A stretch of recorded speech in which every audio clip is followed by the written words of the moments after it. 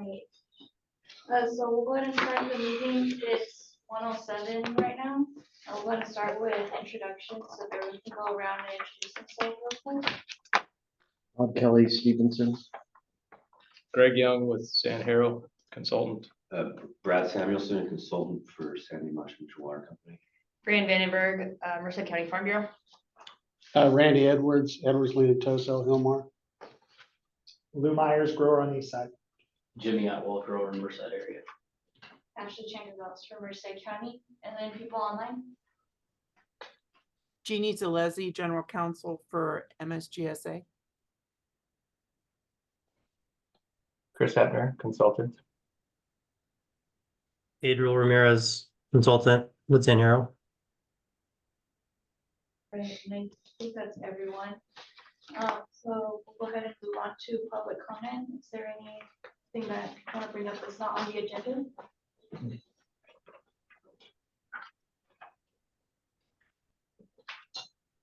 No? Anyone online? And moving on, meeting minutes. So this is approval for minutes from April 30th and May 13th. That was included in the agenda packet. I'll make a motion to approve both April 30th and May 13th minutes. Lou Myers, I'll second. All that in favor, say aye. Aye. All opposed, say aye. Okay, motion passes. All right, so now we'll move on to the allocation framework. Greg, if you want to read this. Yeah, sorry, I was creating a version here to potentially track.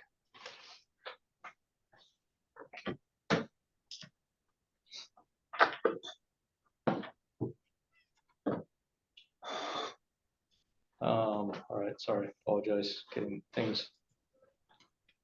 All right, so we have provided, we actually sent out Friday, I believe it was 31st, right? Copies of the working draft of the allocation, groundwater allocation rule. It was requested at our last TAC meeting that you guys get a chance to review this.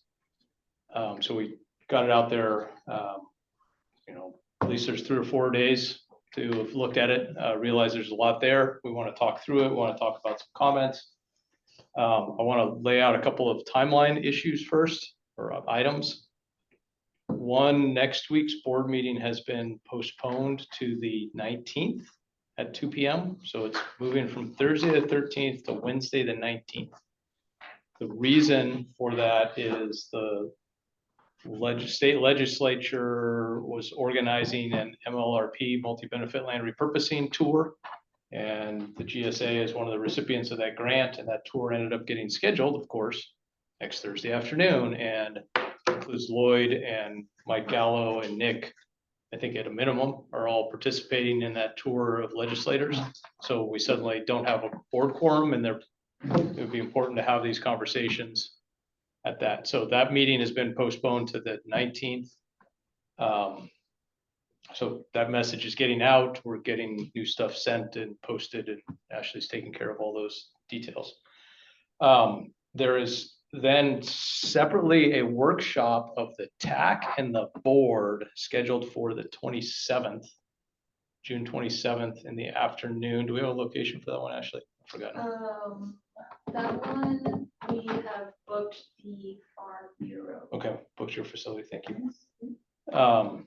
The intent of that meeting is to, well, let me back up, that at the board meeting next week, not next week now, the week after, the board would intend to make this document, however may be revised between now and that day and the 19th, make it available publicly for distribution on the 19th.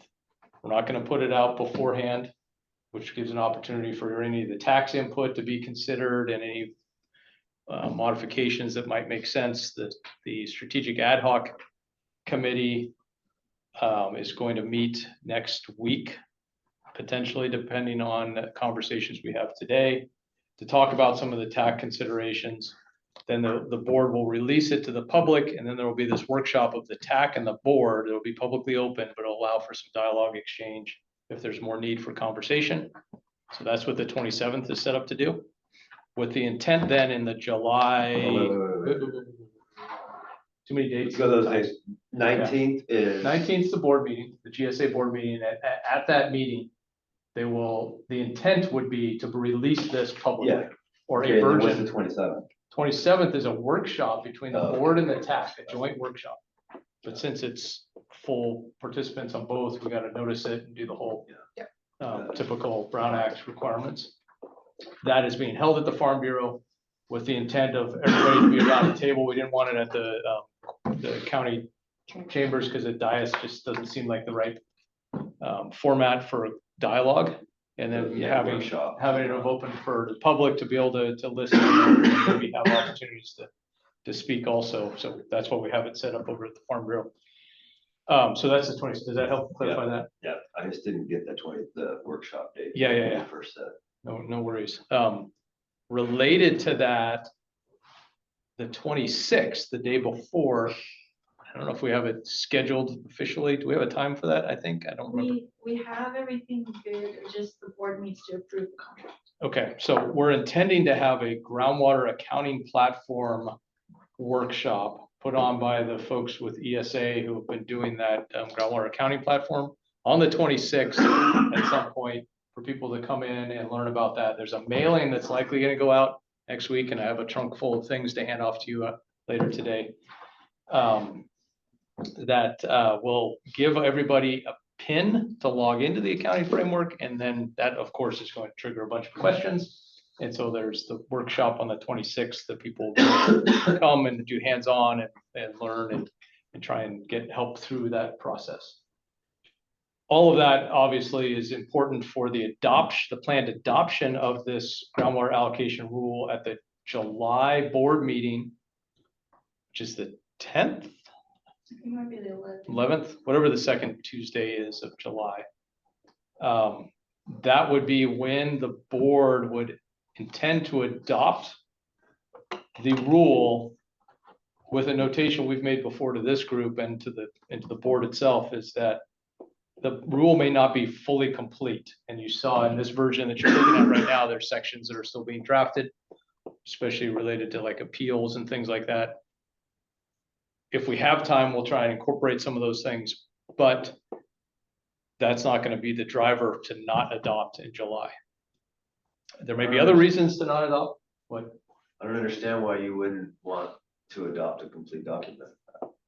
It's a timing thing of trying to get it all drafted and get input on the appeals. So like an appeal on a parcel dispute, it's just going to be a process. We'll try and draft it. But whether we get a chance for it all to be drafted and all to be approved and bought into and get public feedback on that, those aren't the critical parts, I guess. That's the 100%. The critical part, you announced the 13 and 11 already. But when you adopt a policy, I just not used to seeing policies with like to be determined a lot. Well, we can adopt a policy with no appeal process and just say the appeals will be developed. We could adopt that policy. So I mean, we could.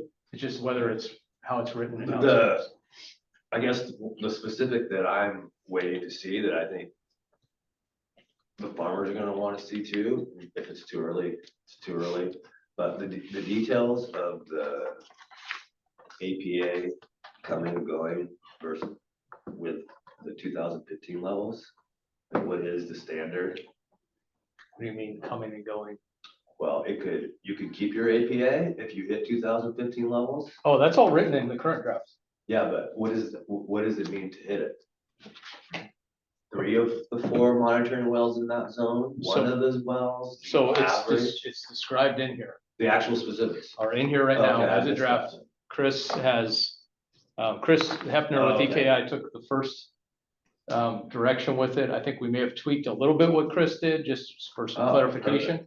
I thought that was necessary. It is in there. Good. I agree, that is a key part. Yeah. And we can let Chris get into some of that discussion when we reach that section. But I would agree that does have to be part of the details for what should be adopted in July. So the appeals part are really, there's monitoring and appeals that aren't written right now in this document. And I think they're less of an issue, but let's keep that open. We're trying to draft pieces on that. Have you looked at a couple of other GSAs and what their monitoring and appeal programs look like? Yeah, and we have some appeals that we've written within this GSA already for some things, so. You got some process. There's some pieces there that we should be able to model off of. But I think, Thank you. Yeah. The meeting on the 26th, where is that meeting? April?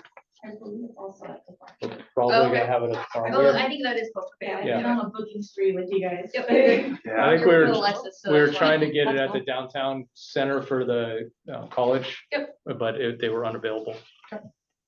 So like the appeals things on the last page are about incorrect land use classification, Corcoran Clay proximity questions, monitoring appeals, opt-in appeals, some of that type of stuff. So I think those are details we can continue to work on. We may not have to have all of those for the July.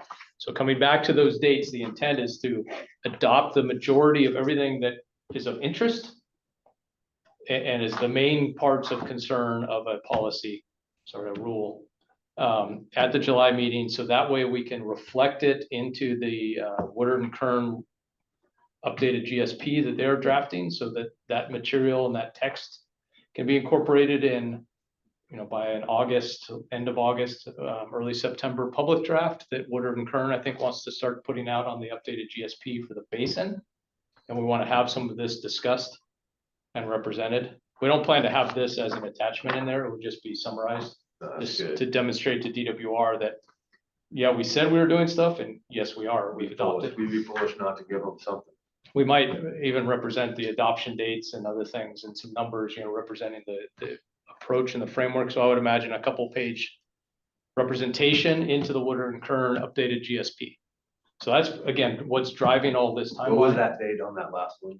The GSP? I don't know all their full dates, but let's back up Okay. from the adoption. First of all, it has to be delivered by July DWR 11th adoption. adoption of this rule. Yeah.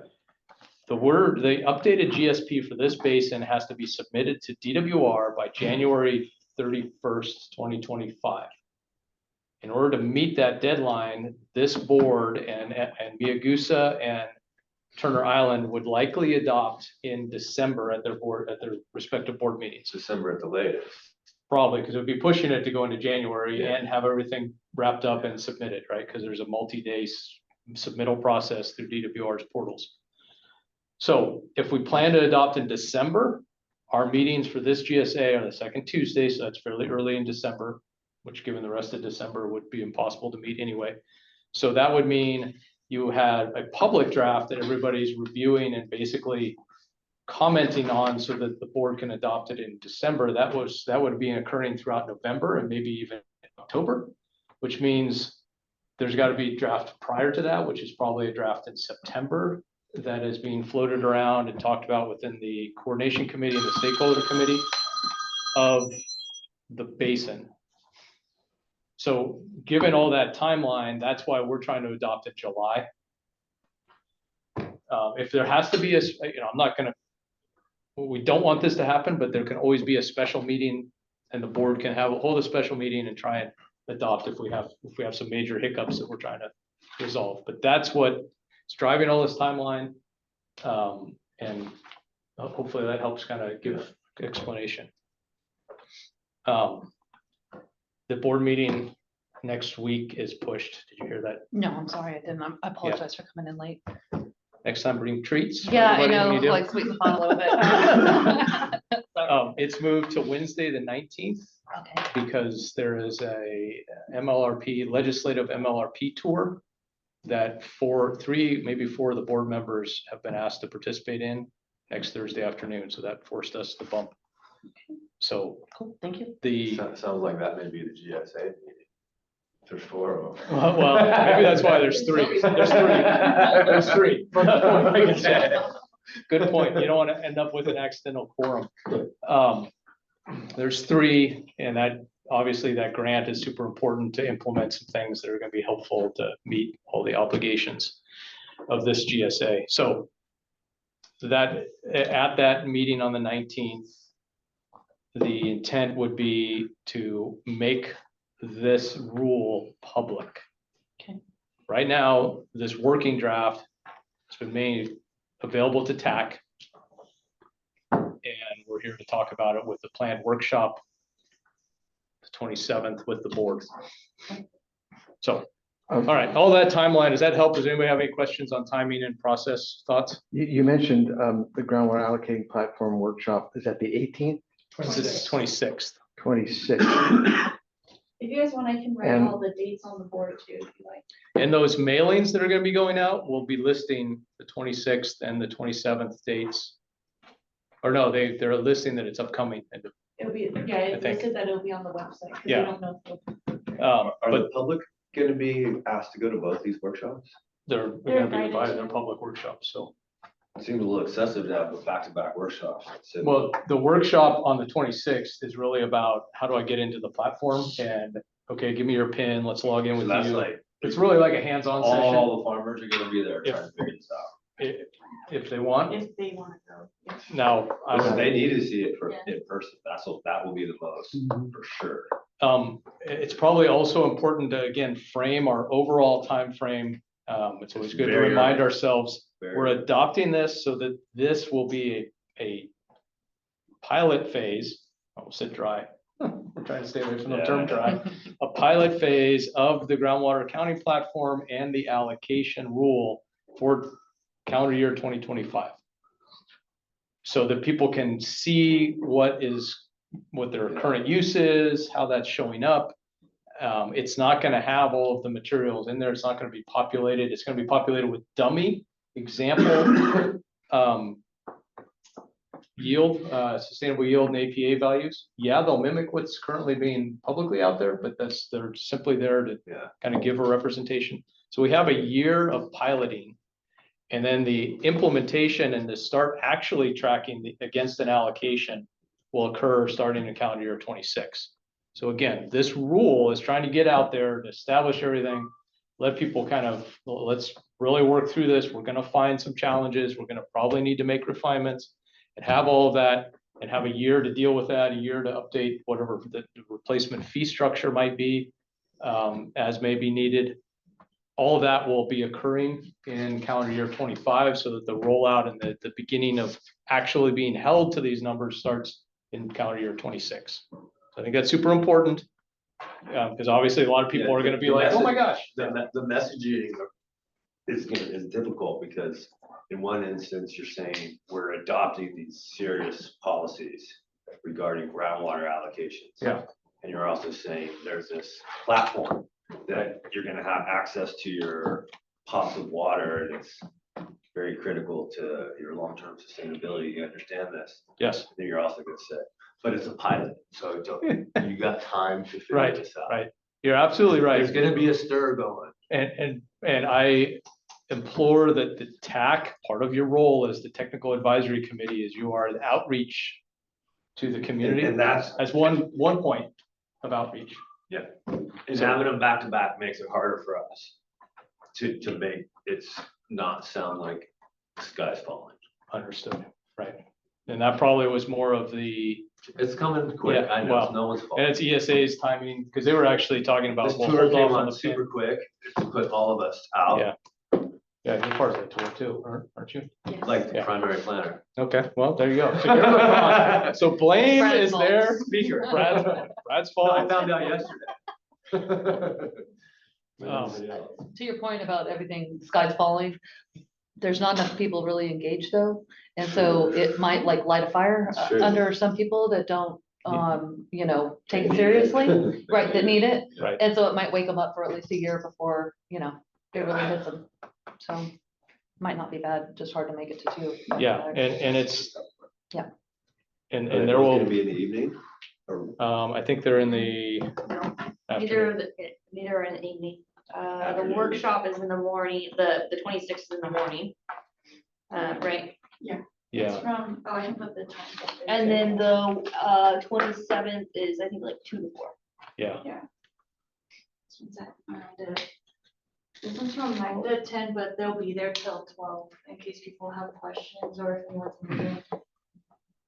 So the intent is to go over some stuff generally at the groundwater accounting platform launch workshop, and then be able to just sit with a few computers and work. Whoever is just kind of standing around wants to be next and kind of work through that. Learn how to log in. Yeah. Group their parcels, or is that already gonna be? done for It them? should be that, so what we did, this is all the work we've been doing behind the scenes, and Adriel's been doing a bunch of this. And the letters that are in the back of my car right now are mail merged to a name with a pin, where that pin associates with every parcel that appears to be part of the same ownership Yeah, there's ways. to within a figure it out. sustainability zone. That'll Now, be perfect. there will be the opportunity to further merge within a sustainability zone if it's, for whatever reason, wasn't clear that they were same ownership. So those, Having that process started will help. yeah. And yeah, we got a lot to work through, and, we're looking to TAC again to be those ears on the ground and help us understand and help direct people to the GSA for help working through this. So all of that's timing and process. If that's any more questions and thoughts on the timing process before we get into the meat of the document. Okay. Anything online from any of you? Okay, so let's jump into the document. My preference would be to go by section, or by subsection here. I think that's most useful rather than jumping around. But we may find ourselves jumping around if we need to. Sorry, one other thing I should note is the ultimate intent is the GSA will start to have a broad set of rules. And like this definition section will also include things that are in the definitions of the groundwater consistency, the well permit consistency application and all that process that was adopted, which was Rule 1. So that stuff would get folded in here. All of that's going to happen in the future. We didn't want to confuse anything by incorporating it in here, but that is the longer term intent, is it's much more built out like a set of ordinances you might see in more typical code sections. So there's a long list of definitions, and we may be jumping back to those definitions because they do affect the materials that, as we described and wrote various pieces here. We tried to put the definition so we didn't have to redefine it every time. So I'm going to jump all the way. Well, does anybody have any questions on the definitions or any comments on what's in the definitions before we get deeper than that? I have a question. Definitions is on page 4, definition 1.3.30. The historical period is January 2015 to January 2020.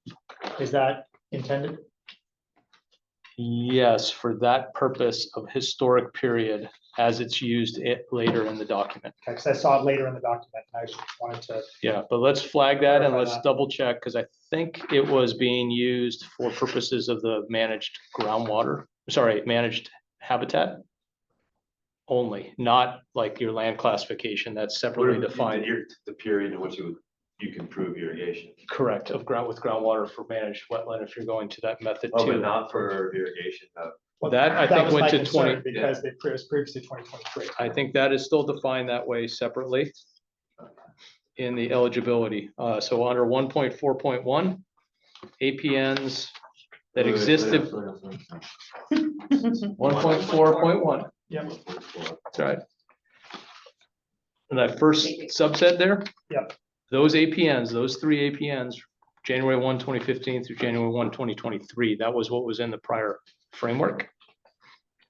And that's what then defines your land use classification at that point in time.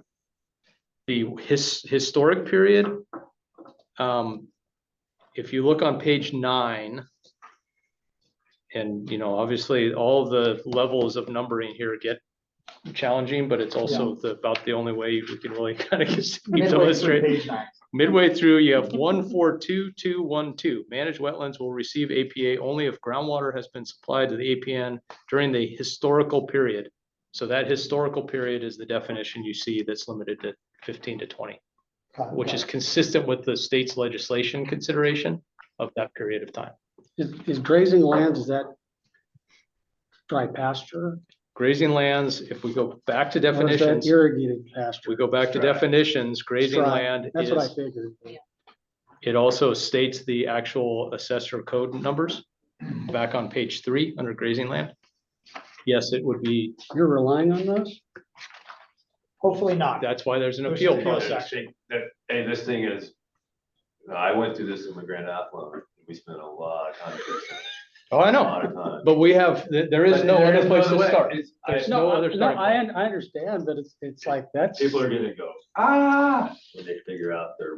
There's Here's, no other here- place to start. here, I get it. and here's where I'm gonna note this, that if you're misclassified and you haven't been paying some of the fees, You gotta pay fees. you're gonna have to pay back fees. So there's also something else to be considering here in all this. You've been kind of like, I'm not gonna worry about Do you wanna classification. pay $34 Well, we haven't an had. acre or have $300 an acre foot? To- water Yeah, for water? Because To be half of fair, what we Bob, haven't had a yeah, chance. half of what Bob No owns question. is a vineyard. And he doesn't have any vineyards. That I know about.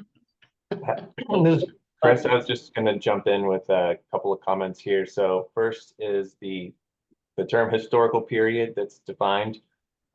It's showing up as being part of both the managed wetlands sections 1.4.2.2, and then also as part of the grazing land section 1.4.2.3. So that period 2015 to 2020 is what's used to capture use of groundwater during each of those for each of those types of lands. And then I guess my second thing I wanted to say is that in the definitions, the definition of grazing land 1.3.25, it says excludes any irrigation system. So basically, like, you could have a well for stock water on such grazing lands, but it's not for irrigated pasture. Correct. Guess I should have read the definition. There's a lot here. So recognize that that's why we wanted to have this session today, is to walk through these things. We have tried to be very cognizant of a lot of this stuff, but I know we've missed things. So these are great questions to bring up and make sure we're clarifying. And you might have other comments after you now see it that way and you read it later and get that feedback back to us. So we don't have to. My suggestion to dumb it down for the reader would be to have the definition be historical period, crazy, historical period, whatever, and then define it in the definition of different historical periods. Well, I don't know if it matters. Historical period for grazing is about whether you had domestic cattle running on there and using stock water, not domestic cattle. Sorry, if you were using stock water during that period. Well, there was confusion because of the definition being vague of what the historical period was applying to. So if you added another noun in the Historical period prior to 2020. yeah, Mhm. to kind of switch. It's Just a all suggestion. syntax. Yeah. Or you could just put the date. Yeah. If it's only referred to a couple times, then it'd be what, 2015 to 2020, that's Right. 4 words. Then people don't have to look it up, it's a little more self-explanatory.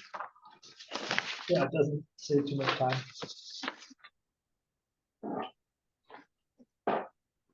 Not to go too far in the weeds, but I'll just charge ahead to 1.3.45.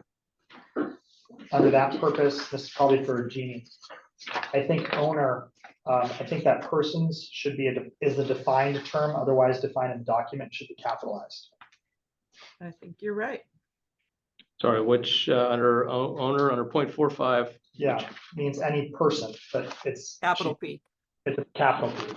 It's not actually a breathing person. Yeah.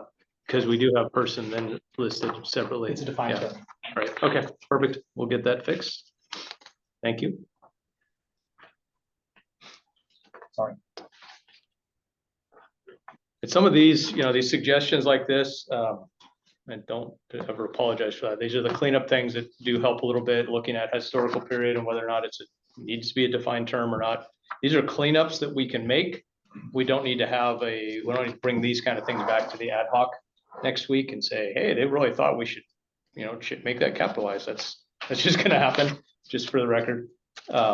So please bring any of those things forward that you see as we go through this. All right, continuing through definitions, anything anybody has captured or I don't thought see about? anything related to Corcoran clay Oh, there's something there. in the, in the definition. Yeah, 1.3.18, top of page 3. Got the highlighted section. It says there'll be a link to a to be developed There we got it, okay. to reflect to be decided upon policy. Because the outstanding thing here that I think is big picture, there's still just a big picture issue about Corcoran clay, but the smaller, more minutia is, do you follow a field boundary? Because the USGS lines are big curves, right?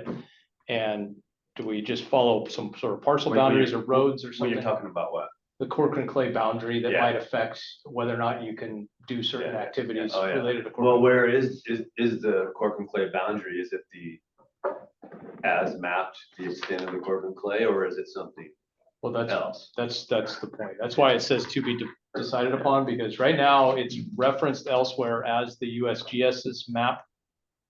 It's reflected, it's on the county- website. The county's map, well, it's USGS. It's I get it, but USGS's map and it's like the 160 layer or whatever. There's some Yeah, mark, right? and And we've but all- it's curved and it's a contour thing and Some we all- areas are dashed because they don't really know.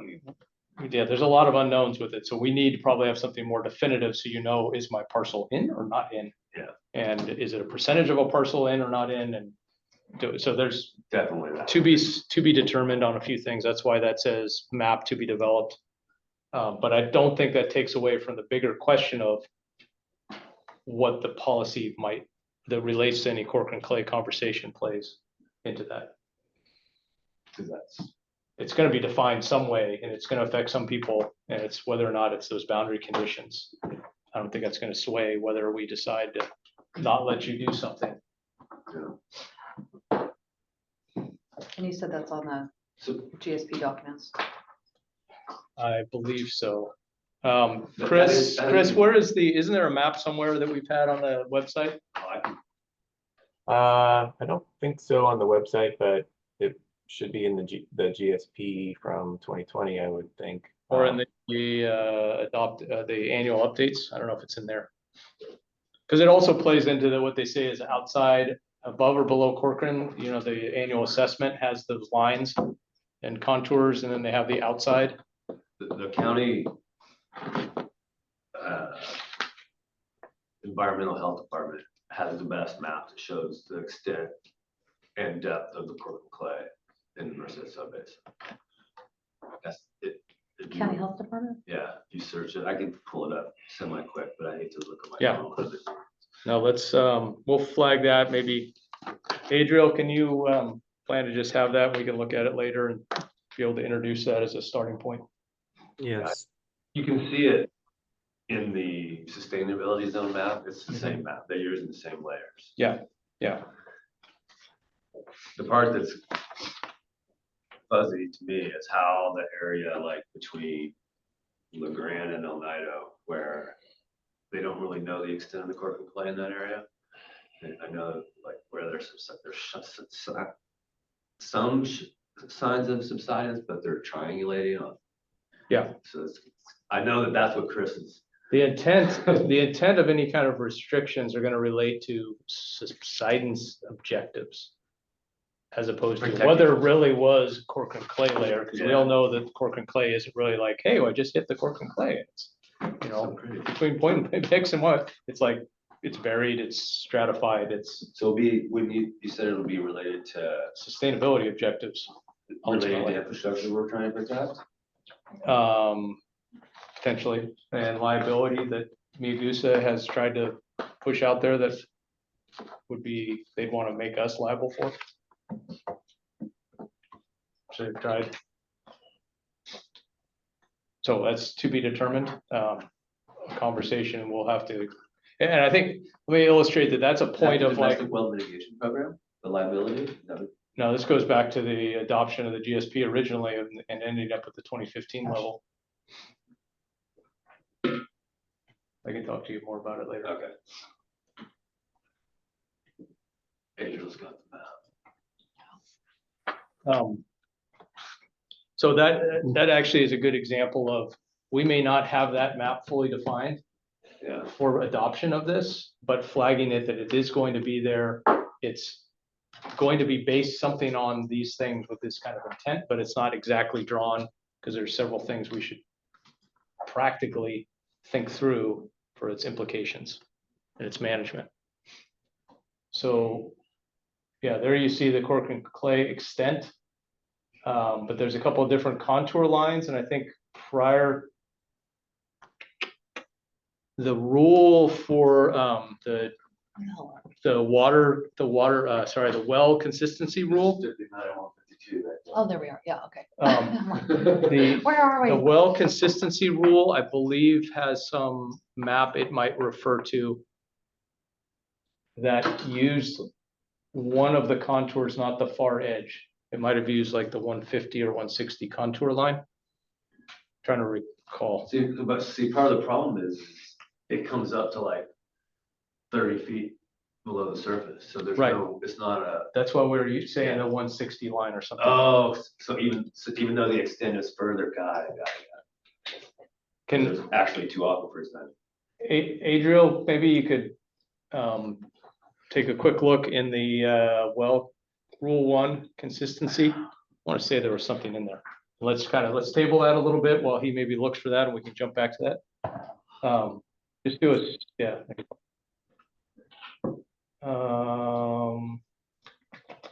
I think there was a map. Yeah, is it anywhere else there? Can we reference map there?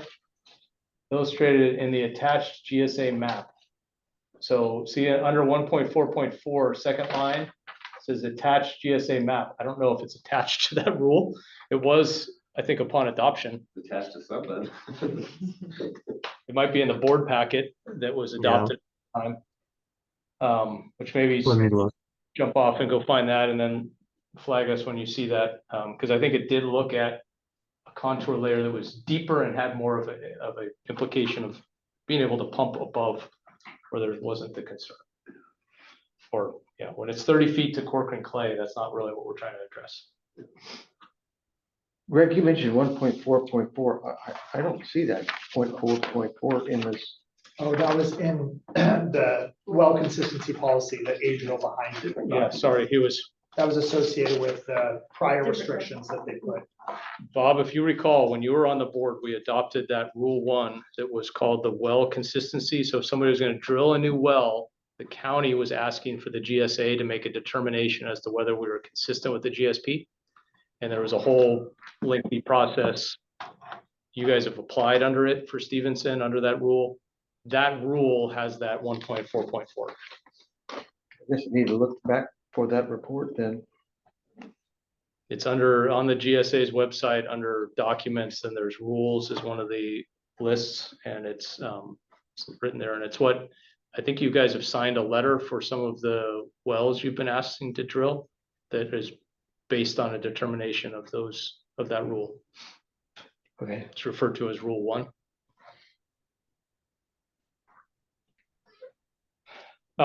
Does that clarify your question there, Bob? Yeah. Okay. There was a hidden section 1.4.4 in this. We just didn't want to show you. You had to be in the know. So without humor, I don't think we can get through some of this stuff. So please recognize that I bring that from that standpoint. All right. It is a dry sense. So where definitions, any other definitions, questions before we go into 1.4 allocation eligibility? I guess I have one comment on the managed wetland definition 1.3.36. It's got some sub sections there. It includes state wildlife area, Central Valley Project Improvement Act area, et cetera. And then, the very last one, it just says, lands that meet the criteria above and have the following assessors, land use codes are considered managed wetlands. Would it, am I reading it correctly that if a parcel has one of those codes, but it's not one of the other 6 bullets, then it's not considered a managed wetland? Tell you what, Chris, I think your point is, can we condense this and make it simpler? And maybe let's look at that. I think that really the key would be 36.6, that it does not include certain things like constructed for a groundwater bank or recharge basin or tailwater sediment or sedimentation pond. That's coming out of legislation. So maybe we figure out how to merge that and simplify all this stuff, because your point is, I think, a good one, that if those are the parcel numbers, just put that. And maybe the added caveat of clarifier of it doesn't include X, Y, and Z. Yeah, So that's basically my point. Thanks. yeah, we'll flag that and take a look. Well, I think to drill on your point further, Chris, there's no managed wetland or wetland county assessor code. So it would need to be one of those listed codes on the 1.3, 36.7 that are consistent with the criteria that are referenced above. So it's a combo of effects. So let's clarify that then. Adriel, you and I can work through some things there. Your point is those code sections don't necessarily call it out as managed wetlands, but those code sections, if they also have these characteristics, would qualify. Correct. Okay. Great. Other, are we ready to move? And I know we're coming back to definitions because they will come up as we look through some of this other stuff. So it's not like we're leaving anything behind here. Groundwater allocation eligibility. This section, and it has 2 main parts: land use classification eligible and the allocation types available to each eligible class, is constructed from the framework from last February, or this past February, that was adopted and put out publicly. This just takes that framework and puts it into a rules-based structure and tries to be consistent on definitions and other things and clarify some points. So it's not introducing anything new that wasn't there. That's not to say there's not comments when you start looking at it from this perspective. So does anybody have anything under 1.4 altogether on these 3 pages?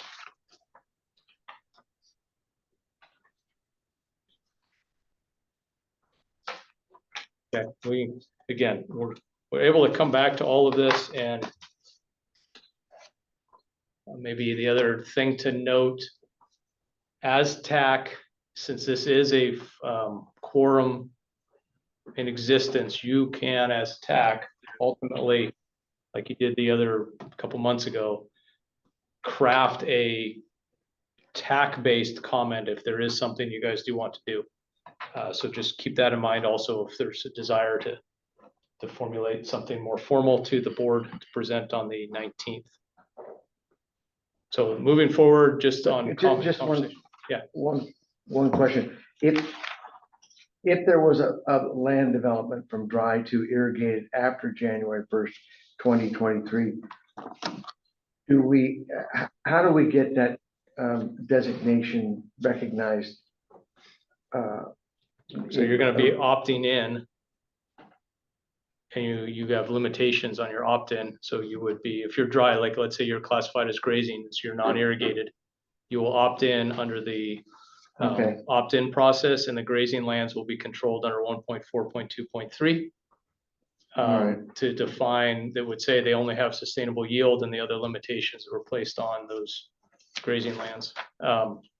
If it was misclassified and it should have been something during that period of time that it wasn't, then that's an appeal to reclassify it correctly, which may entail payment for that reclassification associated with that misclassification. Is that the GSA fee started? Yes. For irrigated lands. Well, for even the compliance, Sigma compliance fee from 2019, there's a chance you were not even listed as ag, Yeah. period. So there may be both. Is that, Yeah, Bob, okay. does that get to that? All right, that's fine. I have one quick question. On the undesirable result, it's chronic groundwater levels, where are we? in the definitions. Oh, I'm you're sorry. back on definite. I just Going want once, going twice. No, I I'm just know, kidding. I should have optioned it Okay. earlier. 0.61 definitions, 1.3.61. Yeah, what is chronic? I understand what you're saying about like if it's a drought and it dips and then comes back up, but how many years is chronic? So there's a representation later in this document Okay.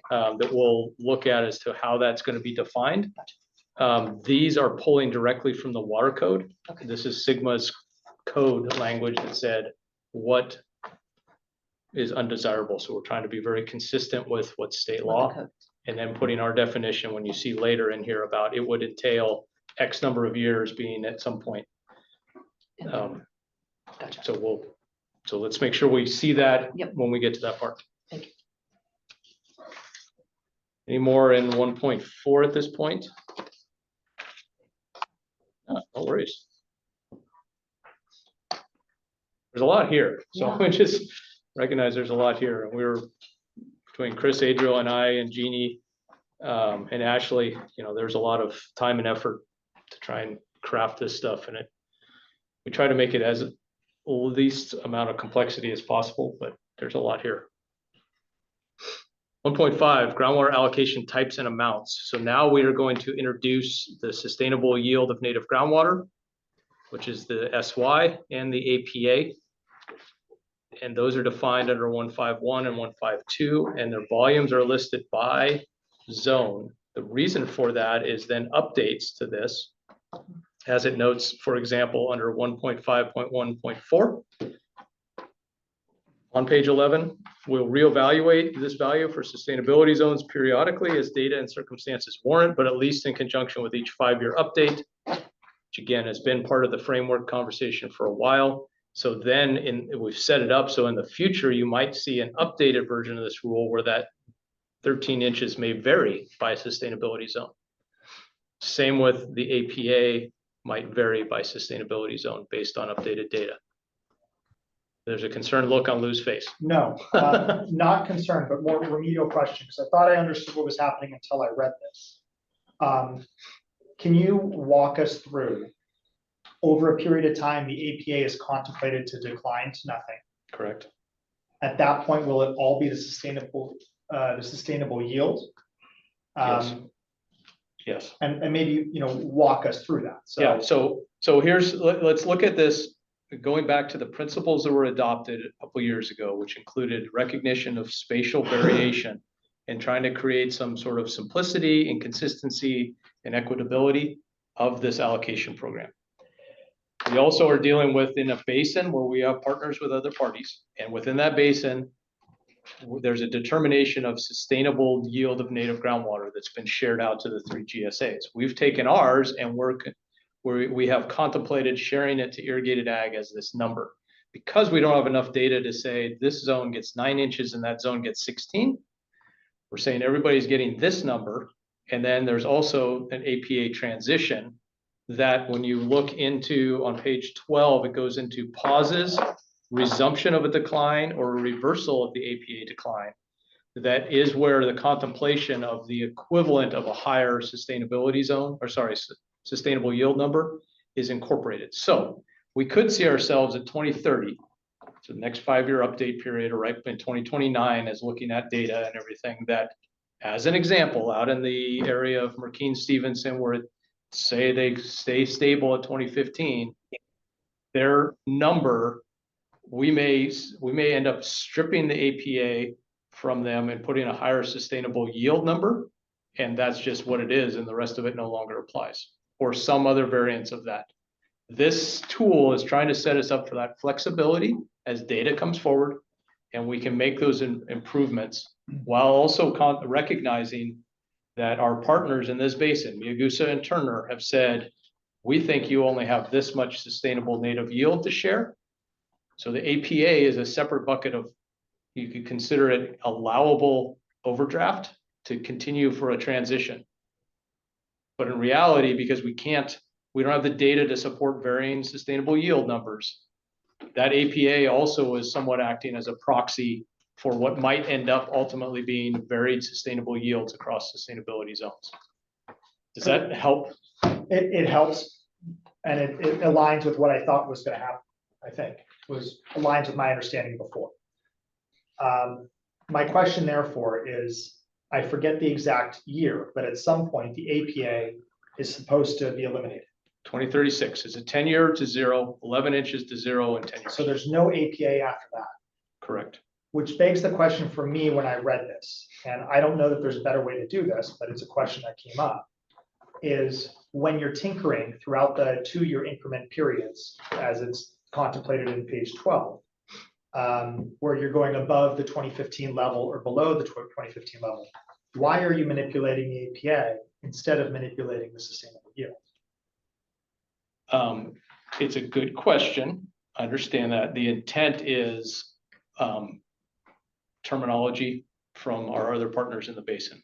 I think Because primarily. sustainable yield is, or the APA is considered that overdraft bucket, so they're not going to squawk Right. as much. Right. And so if we say, hey, it's going to level off at 3 or 4 inches in some area as an APA, because we're sitting at 2015 levels, then that really is helping us say that in reality, that is a sustainable yield of native water. So Now, and the APA may ultimately disappear and say it is only applicable in these areas that have not reached 2015 and are still on a transition period.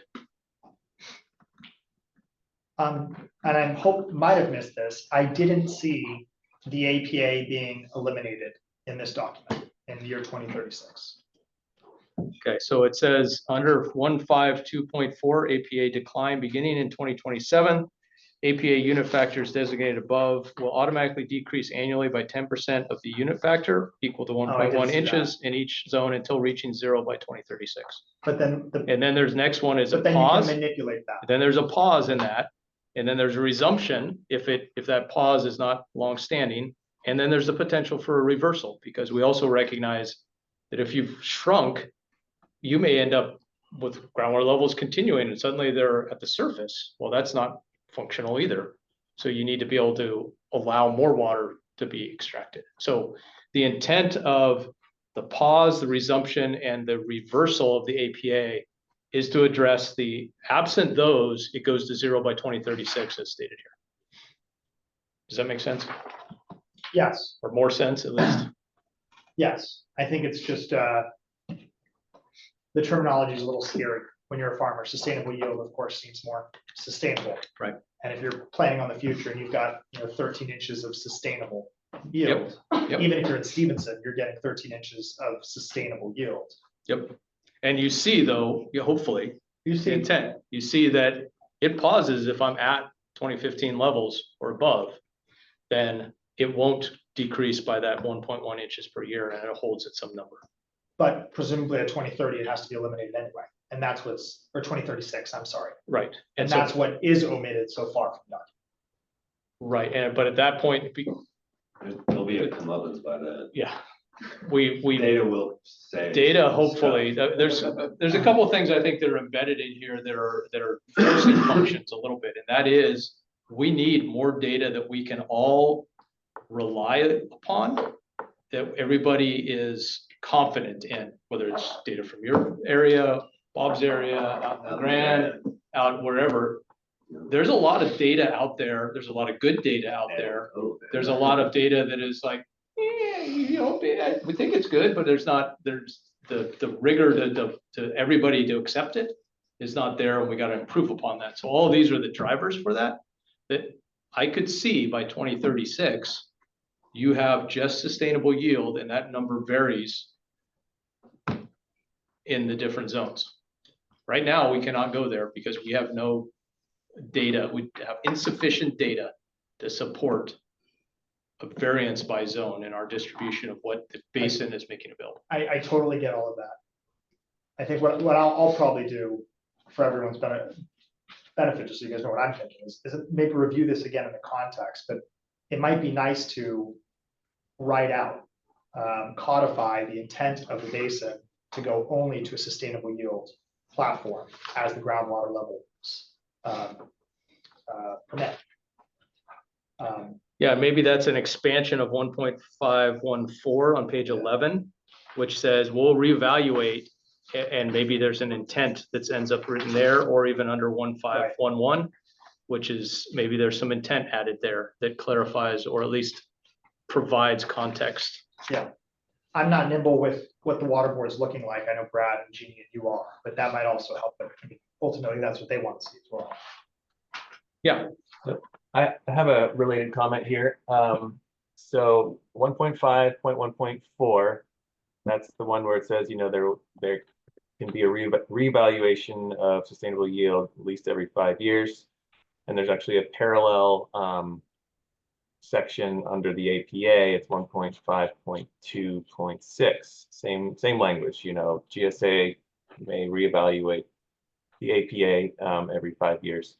So if under that reevaluation, like let's say in 2029 or 2030, when they're doing this, you know, the first opportunity to do this reevaluation, if the GSA looks at conditions and says, wow, we need to be even more aggressive, and either the sustainable yield or the APA for the last 5 years needs to kind of be tightened and lowered even further,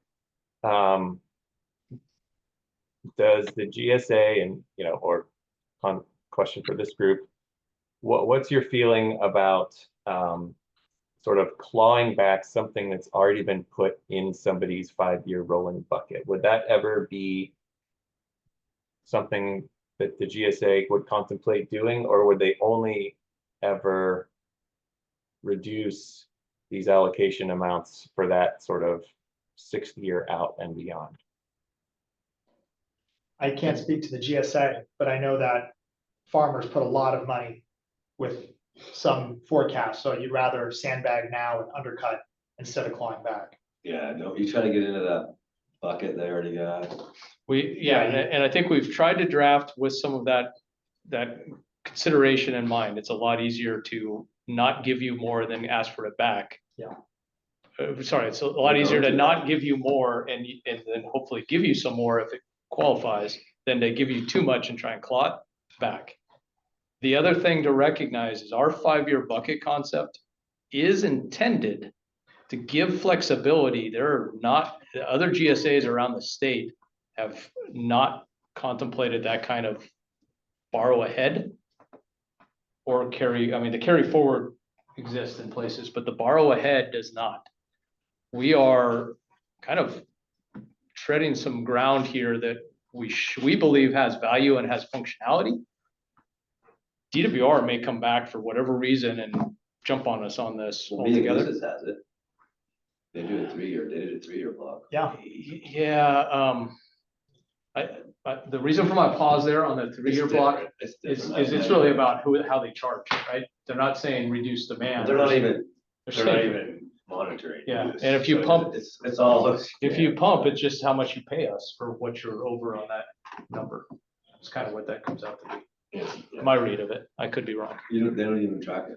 So I think you only need to make changes going forward. So We've made our decisions. What we did do, if you look in, there's an effort on this reversal and the pause aspect and the resumption.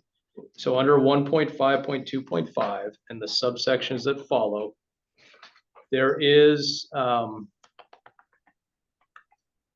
going to, by example, the 1.5.2.5.1.4 on page 12, about 2/3 of the way down.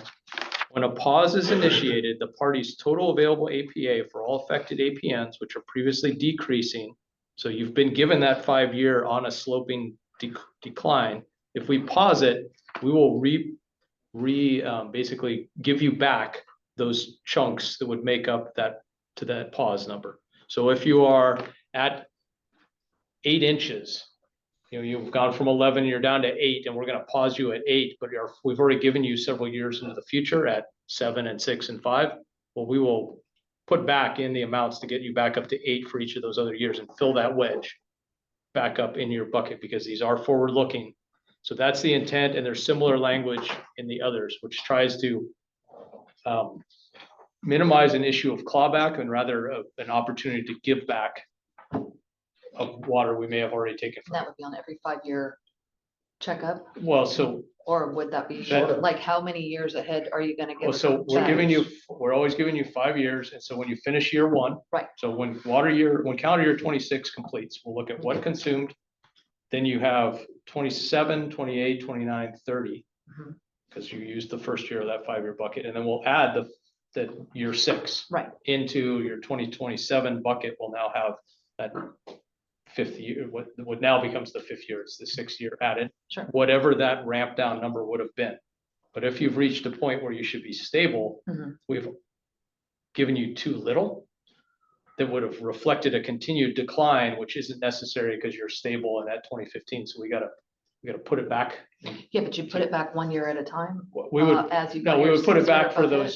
those other prior, so in that, of those 4 years that have already been given to you, we gotta refill Ah, year 2, 3, 4, and 5 by little chunks, mhm. so you're back at a flat line So if it takes 2 years to, to determine it. To So let's say determine we're it, at year, you're on year 3, right, and so but you've year- already have year 4 or 5, so you still have 5 years ahead, Right, because you're always gonna have 5 years worth of bucket available to you. right. So the So next 5 years ahead would be at would all that, be rewarded at whatever that number is, or Gotcha. repopulated, whatever that number was of that current year where you've now been paused. gotcha. And then the pause leaves when, If you fail go and you back start going down. declining, then we're gonna need to take it back from you. I think it reinstates, it would go back to it the 80 or reinstates whatever. that level of decline, because you obviously were okay for a while, so maybe we were too steep, but Mhm. now we gotta start going back, so we won't strip anything, It'll just reactivate where you. reactivate. I were- believe okay. that's how we say it under 1, 5, 2, 5, 3, 4. Is that right? Somewhere along here, the reversal, no, that's reversal, sorry, resumption. Go ahead, I think Chris is probably the right one probably. to ask this one. On, well, several spots, it says that groundwater levels in the sustainability zone remain at or above levels.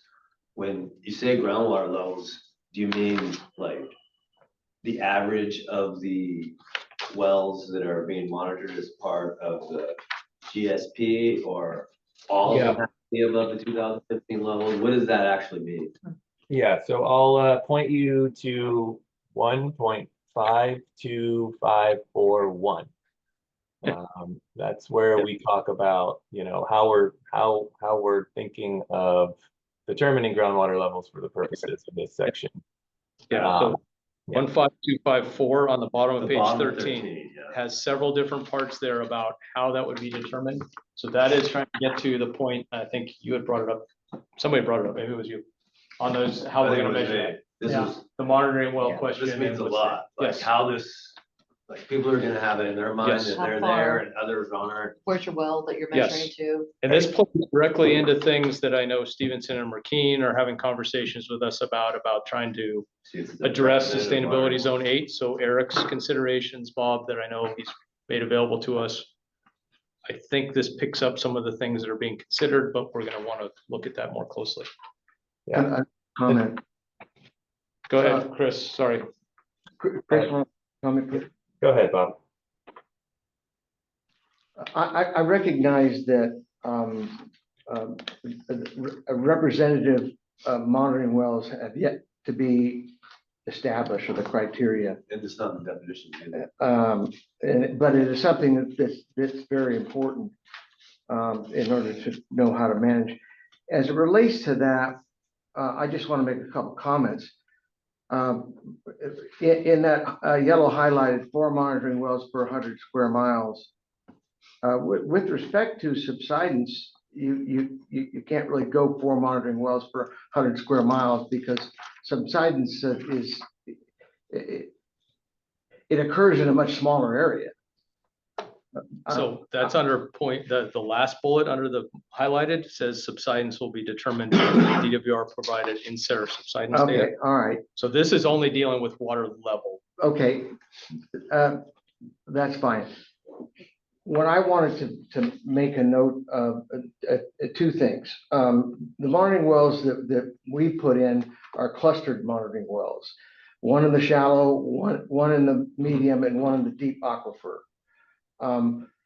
You wouldn't use a arithmetic averaging of the deep aquifer when the pumping is only happening in the shallow aquifer. I want to be sure that the monitoring wells that are used in the arithmetic averaging are the monitoring wells where the water is actually being pumped from. Correct. Right. And yeah, you also mentioned that that term representative monitoring wells, which is capitalized, doesn't appear in the definitions. I think it definitely should. And what I was referring to there is the network of representative wells that the GSP has established in the GSP for that, for the groundwater level sustainability indicator. So it's basically their official network for the GSP. And I do recognize that that network is quite sparse in a lot of the MSGSA area.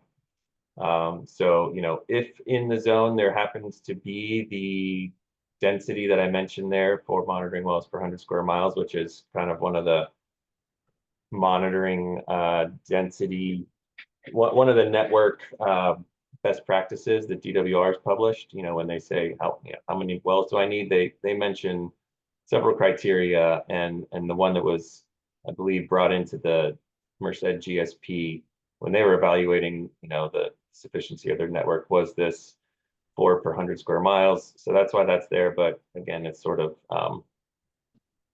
something to talk about and discuss and decide what's correct. Requirement.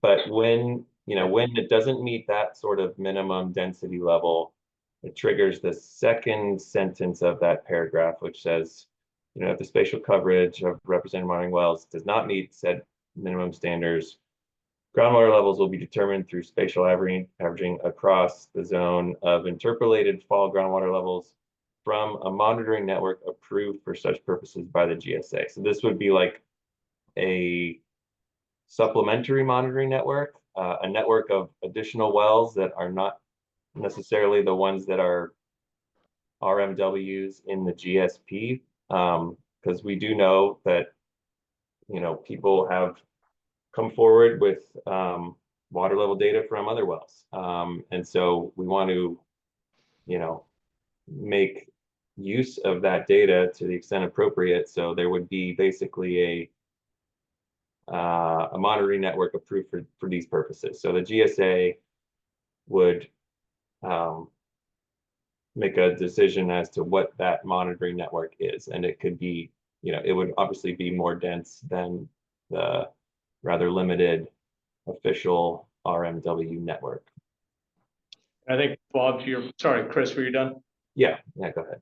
Bob, to your point on your multi-completion well, monitoring wells, each one of those would be designated as a unique well with a level and a depth that would only be averaged associated with that. So we'd have a number for this depth or above Corcoran and below Corcoran, similar to others.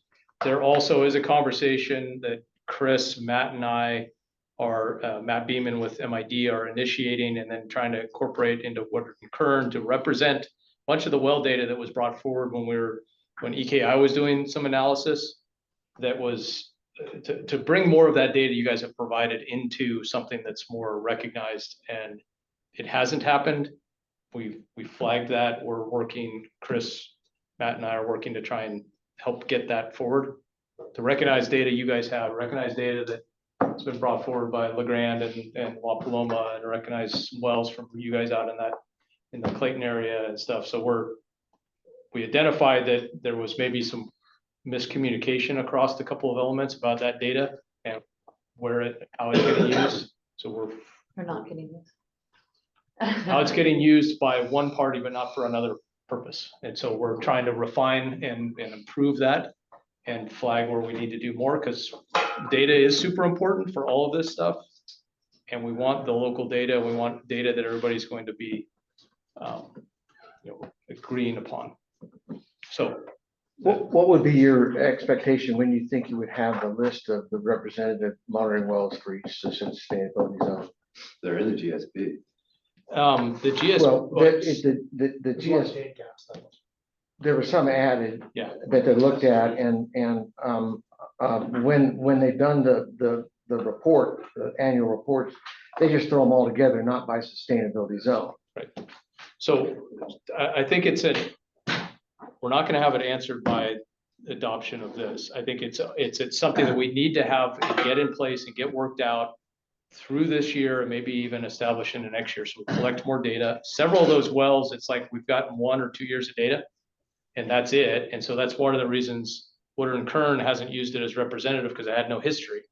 Like, well, you got to start somewhere, right? It now has history. It may have 1 year, but now it'll start getting more years. So let's try and improve upon that. The representative monitoring wells under Sigma have certain criteria.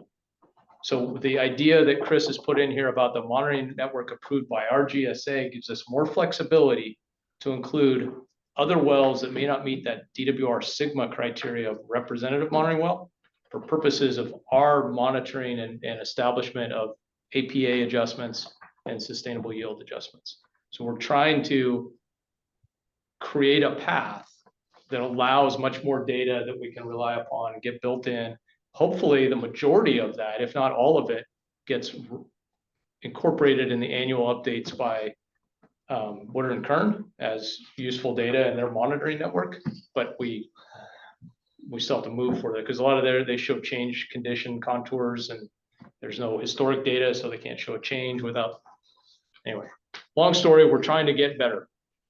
So when did you say? But we you're won't gonna have give us it- a map that has the. Yeah, tomorrow. Wells, that's. What I'm saying is it probably is something we're gonna continue to work on and it will continue to evolve even into 26, 27, Can you make 28. one with what you have now that we I can? think so, and the reason I'm being a little big, Brad, is there's several wells that EKI and Chris's team have evaluated and have flagged as, hey, these are useful, or this was, maybe we didn't have ground surface elevation, but we had this, or we didn't have X and Y. Can you Then just there's- leave those off? Well, no, actually, a bunch of those are actually useful. We want to get them in, but they were never used more than what EKI was assigned on its task of 0 for the GSA. So they were never brought forward into more functionality by, I think, just the. Yeah, until they're official, it can be used for the purposes that we want. Let's just have something that we can start. I gotta go talk to my guys and say, this is what we look like. These are the wells Right. on this field. Could we have just what you guys are making decisions on right now, and then a secondary set of wells that are getting considered or something like that? Like The maybe updates in ones that, 2025, it's coming. We just heard that. I mean, maybe there would be on the secondary wells, they're not weighted as heavily because the well column's wet or whatever I was told. There's water in them. There's water at the Or well. there's oil. And so we or- can't use I heard it. about that one. Yeah, It's got water. and it's a, Tough one. right. Who wants water in their well, I right? have an email that I have not had a chance to get back through yet from Friday, late Friday, from Chris Hughes about groundwater level monitoring network. He sent it to Ashley and I with several things and list of these same wells that separately Chris, Matt and I started talking about to say, how do we get resolution on several of these things? Hopefully by the next couple of months, we could have some map that says this should be at least our starting point. Well, the one that goes in the GSP, the revised GSP They're not gonna be able to include these. in December, it won't have a new revised map in that? I don't know. I'm gonna, We want that. I know, but the reason the language says approve a monitoring network for our purposes No, I means get it doesn't that. have I to get that be the too. GSP's purpose. So it'd just be allocation decisions, Yeah, and helping us be able to manage and then the zone correctly. I think at a minimum. Right. If we can elevate it all up, so it ultimately informs the representation to The DWR modeling. and the modeling and everything. And so again, I have not gotten to this email. It's a lengthy email with some attachments and past emails. And so I'm like, I'll get there. I'm not there. So Chris, if we Matt start. and I, and Chris Hughes at Woodard and Kern promise we will be working heavily on this. But this thing, getting this drafted is like top priority. Yeah. We know this is super important. So I, You want maybe, one more critique? bring it. I got thick skin, I don't care. No, it's not a critique at all. It's a joke. But one thing that I think you're gonna get a lot of questions about that I know you're like, just got to get to it is recharge. And how that hits allocation. Yep. It's a big topic. Yep, So everyone's gonna ask questions. yep. And we have a placeholder recharge policy that the GSA adopted a year ago, and it Yeah, it's needs a just- lot more detail. It's just kind of fitting it in here. Yeah. And And that's gonna be more in the platform aspect, to recognize that in the platform, you have this allocation, and then you also have placeholders for things like adding recharge or adding a service level. contract or a seepage agreement, or these other things are all pieces that'll be in the groundwater accounting platform. We have not written the policy about how that Factors in. is quantified and documented and presented. Into an allocation framework. Well, we don't need it in the allocation framework. This is about groundwater allocation. That's why it's called Yeah, that. yeah. You need it for the monitoring part that's not written here. Yeah. Monitoring is gonna say, how much did you use? Here's how we're gonna look at it. One of the things that if you're over, you're gonna say, well, I had this. Okay, we'll incorporate those things. And now that just means, how do we, The allocation is a Base. component of a larger, the groundwater allocation is a component of how much water you have to operate your farming operation. It's your first bucket. It is a bucket, yes. Before we leave the pause section, Mhm. 152.512, groundwater quality, 2, 5, 1, 2, sorry. middle of page 12. Okay, got you. Groundwater Our quality. groundwater quality out where we're at is not good. Are you along San Joaquin? Yes, sir. That's exactly what I was just gonna say. I've got all the way back to 2006 and it's always been higher than 1,000 It's horrible. TDS. The general, the sustainability plan recognized that this is an influence from the San Joaquin River. I just want to be sure that recognition continues in this document, because you're not going to find any of our wells that are going to be under 1,000 TDS. You might find So- some, but most of our groundwater is blended with surface water in order to be able to use it. So, You don't directly put that water on, well, I know I had to in 22, and my trees never, I lost a lot of them. So we understand. So what, maybe one thing, and I'm gonna turn to Chris, because this is something he was looking at and his team, maybe a tie reference to the GSP's methodology for determining this, and whatever elements are included in that would be useful to add there, so it isn't like we're just doing our own independent.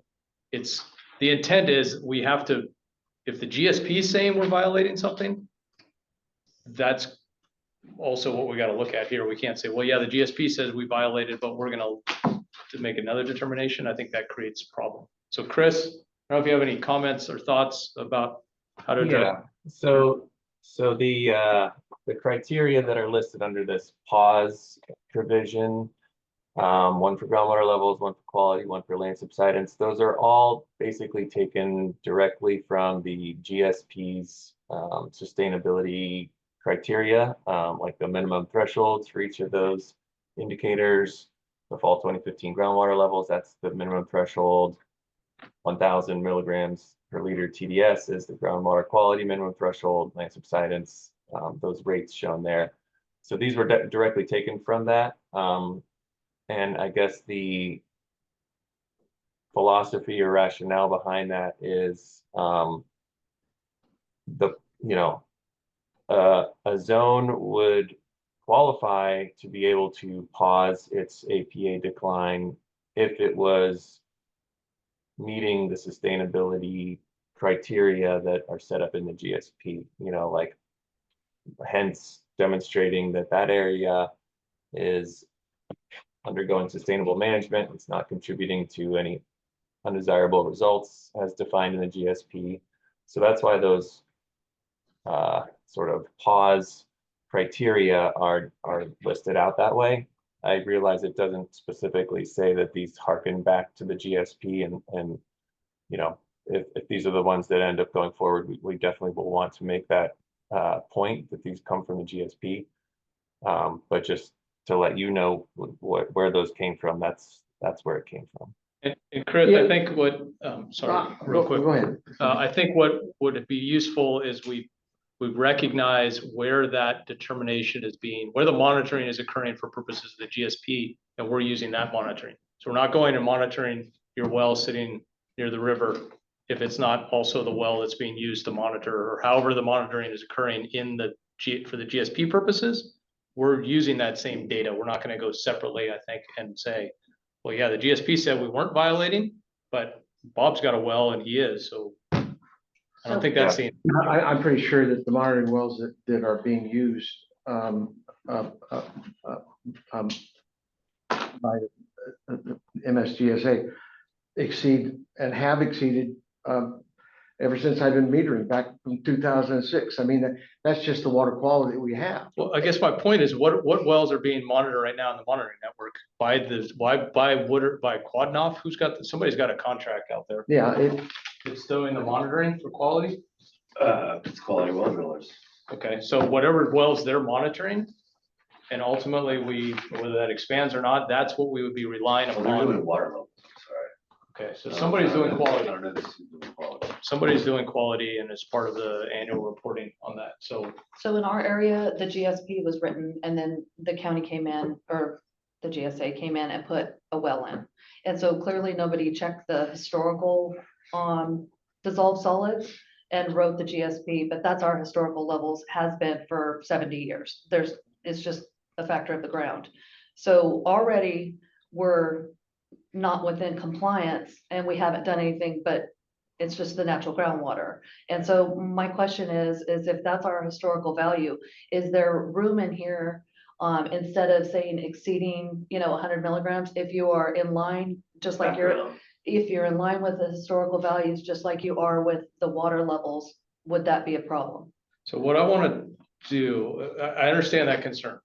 I don't know if that's the right answer, but I do also want to say that the answer is, how is the GSP looking at this as being essentially an undesirable result? Right. Which, if I recall, it had things like so many representative monitoring wells had a certain indicator for a certain number of years, and therefore we flagged something.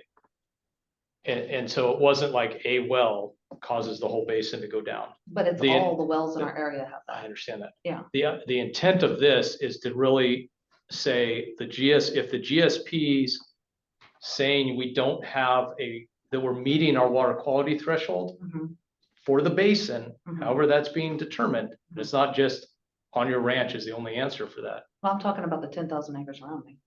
I get that, but Yeah. I'm just saying that the one area down by you is not the answer for the entire basin for the determination of water quality, whether we're meeting.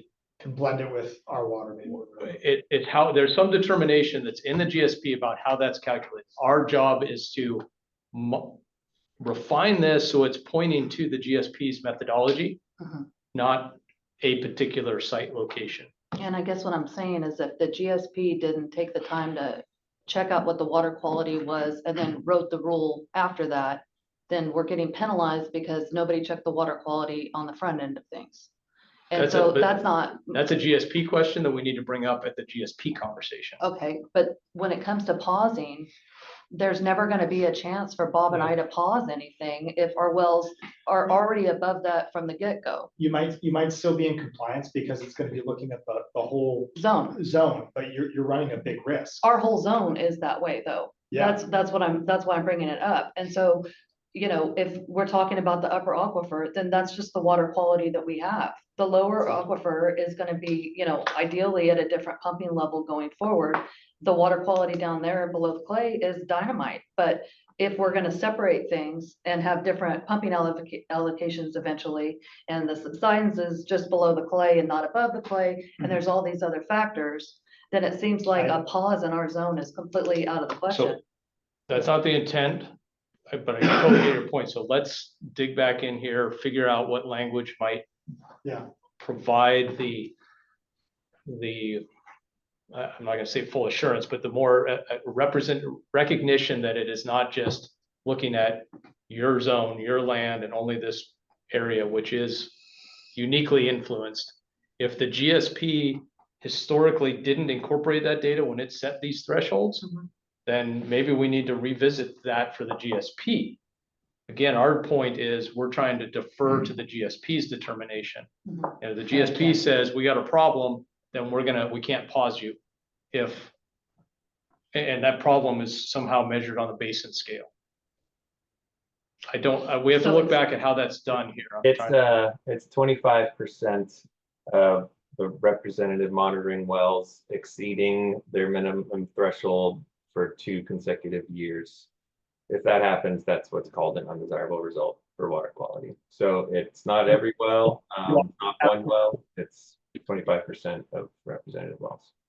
I don't want to put anything past the DWR, but I can't imagine their intent was to stop somebody who's been pumping, 70 years. Right. That's the GSP, that's our own rule. Right. So I think this is a conversation, and let's look at it in a little. But you can solve a local problem. Hopefully. let's look at it in the context of the basin's management of the GSP and what it's setting up, so that it doesn't create a jeopardy condition for your existing circumstances. That's what. Sounds like both of ours. Well, yeah, yours being whomever's, Bob's, Me and yours. Bob. There's others. I don't know. George have the issue. I don't know. Yes, Yeah. So I'm sure he does.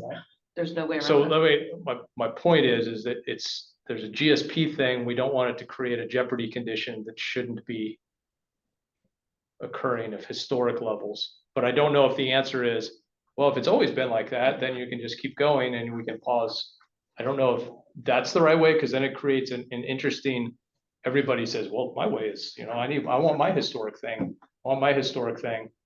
I we're probably trying have, yeah. when we're trying to manage to the basin. So we got to find that thread, that needle. I understand. It's just, I feel like we've got one monitoring well for a very large area out there, and, Should get a bunch more over with the clean water. right, go deeper, yeah. Like I So, said, that might be one of the reasons the drivers for improved monitoring network. but that's this dissolved solid thing is a real big deal for us and everywhere I out hear there. that, and I have it noted here, and Adriel, Chris, Ashley, and I will look at this more and Cool. figure out, and we'll bring it up with the ad hoc. It might be something we have to try and bring up within Woodard and Kern's conversation in the GSP, to make sure we're understanding that and whether any tweaks need to occur there. I probably have water samples back for, 15 years or something like that on quality. You would think DWR's got stuff out there too, you'd hope. Well, they check 2 of our wells annually, so but that doesn't count either. Of course, not. So since 1960. Of course not. So but I totally hear what you guys are saying. You don't want to be put in a jeopardy for something that's been existing and you've been functioning with. It's On quality. you learn how to figure it out, Yes. right? Yeah, at least it's not an elevation, so it's like. Next question, next bullet point, land subsidence, 0 feet per year. So if you look at some of the maps from, What up? I guess it would be the Bureau, it went up on our side. Did you notice it went down on the other side of the river? So it's spreading towards Dos Palace more. And I guess what I'm asking is the adjacent GSAs, how do we not get penalized for things that they do? Let's say, So what I'm going to suggest is, again, similarly, we because I don't think reflect some of exchange- this back to the definition of undesirable results in 1361, Mhm. where it does talk about. There, where was it? Somewhere, sorry, I'm forgetting where, but there was, remember I said something about DWR's, or the Bureau's Right. subsidence network? Page 14, Was that what it was? 543. Yes, so that maybe we need to make sure that's showing up somewhere back, even in the pause and reversal. There's some consistency there. Well, I guess what I'm saying is that, we're where we're at in Madera. And, I've learned over the years that it really kind of doesn't matter what we do. It matters what our neighbors are doing. Mhm. And so I don't want to be penalized necessarily for what our neighbors are doing. So how do we make sure that, let's say, Madera County or the Delta Mendota Subbasin on the other side isn't creating a problem for us that we are getting restrictions from, whereas the Delta Mendota Subbasin doesn't have any pumping restrictions below the clay 100 feet on the other side of the river. There's no way. Again, I want to tie to the GSP, Mhm. because if whatever, if the GSP has its methodology Mhm. and it also accommodates and accounts for those externalities, Mhm. that we're deferring there. So I think what we need to do is clean up some of this language to make sure we're deferring to those pieces. And then there can always be an appeal element, which the appeals include, some limitations on use and some of these things. So there may be opportunities for the board to consider one-off situations. Well, So- I mean, real quick though, the GSA doesn't have any power over an adjacent GSA to another No. subbase. And every one of those adjacent GSAs say it's us that are doing it. That's- Nobody wants to. Well, We don't know. everybody's The doing- answer is, doing yeah, this, the you answer know? is none of us know. Right, And we just need to be in a position again of trying to manage. Saying that our program is driving towards sustainability. Correct. And not undesirable results. There was I can't remember what it was called. I'm sure you were on those calls. yes, the coordination committee. four yada, yada, sub-basins right. all met I wasn't for a allowed to while. talk, but they talked about me the whole time. Yeah, so I guess what I'm saying is that, That's that was gonna be the place for the basins to figure out the El Conundrum. Conundrum, yeah. Yes. but So if we get ironed out as far as this sub-basin GSA goes and separate the aquifers because everybody else around us isn't separated, then in theory, if there's still subsidence going on and we have separated the upper and the lower aquifer, then we can limit the lower aquifer pumping, but that doesn't necessarily mean that the upper aquifer, even if there's subsidence going on and everybody's pointing at us. And Am I right? that intent exists. Okay. Yes. So if, that's how you get. I'm gonna Yeah. restate it to make sure I'm not misrepresenting anything, that if subsidence is occurring, and that's been generally recognized as from pumping below the Corcoran, and all of your wells are represented and documented to be pumping above, and groundwater levels are stable above, that should not cause you a detriment because of subsidence issues. Right. Zone wide, we're gonna split it. Hopefully. Right, that's kind of the direction that's what the GSA board and the strategic ad hoc have been trying to talk about, how At least to in that, address at all least those in the El Nido zone. down in that zone and other areas that are impacted by whatever the map is, where we're gonna talk about Corcoran clay and subsidence issues that are the drivers. Okay. I think there's a really important thing that maybe needs to be built into this rule, particularly with kind of like the compliance and the monitoring and everything, and also these determinations about APA adjustments, which is basically language that states that these, this is my opinion, language that states that these determinations are not only on a zone basis, but also on a aquifer specific basis, lower versus upper. Right now, it's not stated that way, with the exception of, one section, which we haven't talked about yet, which is, one of the limitations, and that does get to the question of above and below and whether there's subsidence occurring and that kind of thing. But even potentially the more broad evaluation of conditions that's in this 1.5.2, just everything about the APA, maybe that needs to have an aquifer specific language inserted in there. I agree. And I agree. I'm gonna, thanks, Chris, for pointing to the limitations. I'm gonna actually ask everybody to look on page 14 in the middle, 1532.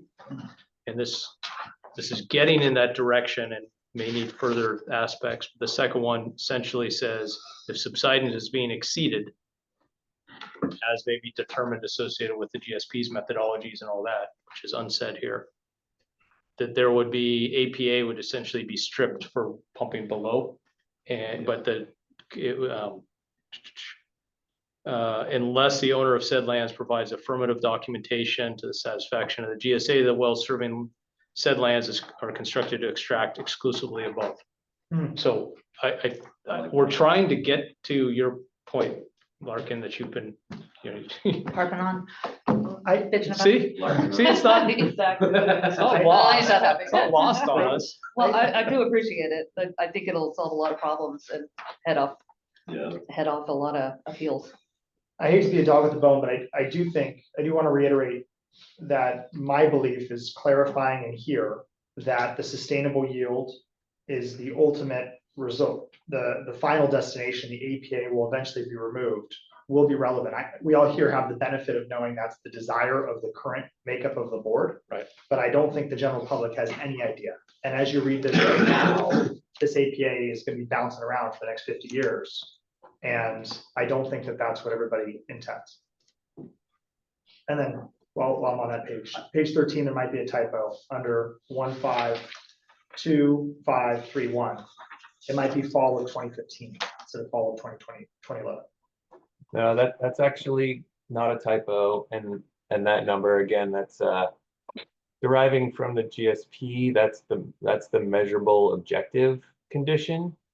So it's basically if the APA is going to reverse and start to increase again, you know, we're basically saying, yeah, you can accelerate pumping and have a higher APA once groundwater levels have reached the measurable objective. So recall there's the minimum threshold, it's, you know, a little bit of a lower level, measurable objective is the higher level. And we're basically, this says that if you're meeting that measurable objective, you know,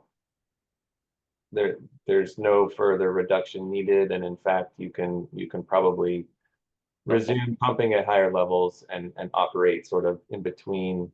They call it this margin of operational flexibility, the space between the minimum threshold and the measurable objective. So yeah, that fall 2011 is actually correct, but it doesn't, it should be clarified to say this is based on the measurable objective. I think to add to that, those measurable objectives are defined at each representative monitoring well in the GSP. And any new representative monitoring wells, there was a discussion about how to determine the minimum threshold and the management objective based on history.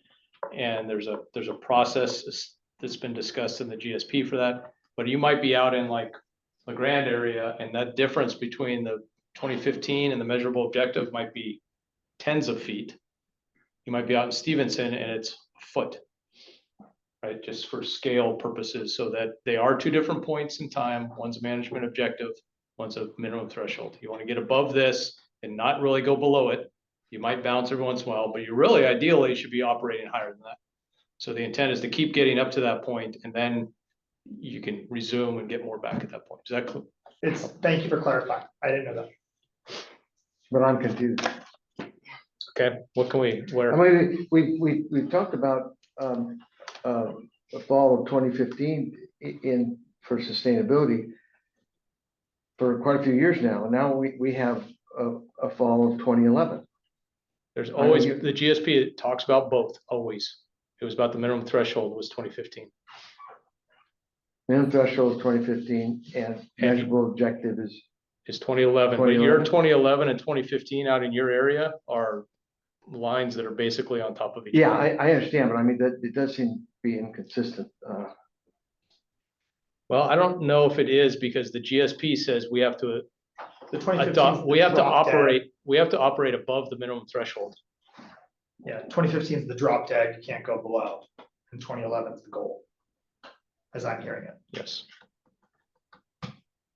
And 2015 goes again to the Sigma language that says you are not responsible for impacts to anything, including interconnected stream surface water bodies and groundwater dependent ecosystems prior to 2015. So that's one of the reasons why that number is important for a minimum threshold. Say that again, please. So the state said if whatever you were at 2015, which might be lower than what it was in 1997, you are not responsible for any impacts to like interconnected streams or groundwater dependent ecosystems that might have been impacted adversely between the even higher levels and what was at 2015. As long as you get to 2015, That's a minimum Whatever happens threshold. after that is fine. As long as you're back up to their minimum threshold, you're not responsible for anything that may have been an adverse effect, an undesirable result. Right. Prior to that point in time, which could include subsidence or other things. So that was why that became a very a determinate time. And then again, the measurable objective, the management objective is your ideal place to be operating and bouncing around up and down from there, but not going below that floor. So minimum threshold's a floor, if you think of it that way. We're saying, as long as you get up to that floor, we can pause your APA because that's probably good. Mhm. But ideally, you want to even get above that floor to give you room to, when there's not other supplies, you can tap harder or less rain, you can tap groundwater harder to be able to pull it down, Give you some room to. give you breathe. some room. Which is why there's a 2-year, 25% of the wells exceedance thing into the undesirable results triggers. 25% of the monitoring wells in the. whole zone. Representative monitoring wells throughout the basin. Which we're gonna define, Which we don't know yet. Well, those are defined. The representative monitoring wells are currently defined. but we'll define it in this document. I'm teasing. I'm just There's, joking. there's an ongoing, They're We not can- identified, they're just defined. well, no, they're identified. There's a set of representative monitoring wells Chris identified explained it, in the GSP that are used. I'm using your dry humor. That aren't against accurate. it. Chris explained it. We got Okay, it. got it. Sorry. It's just not a defined term in this document. Yes, I get your point now. I get it. Sorry, I'm slow. Sometimes slower than more.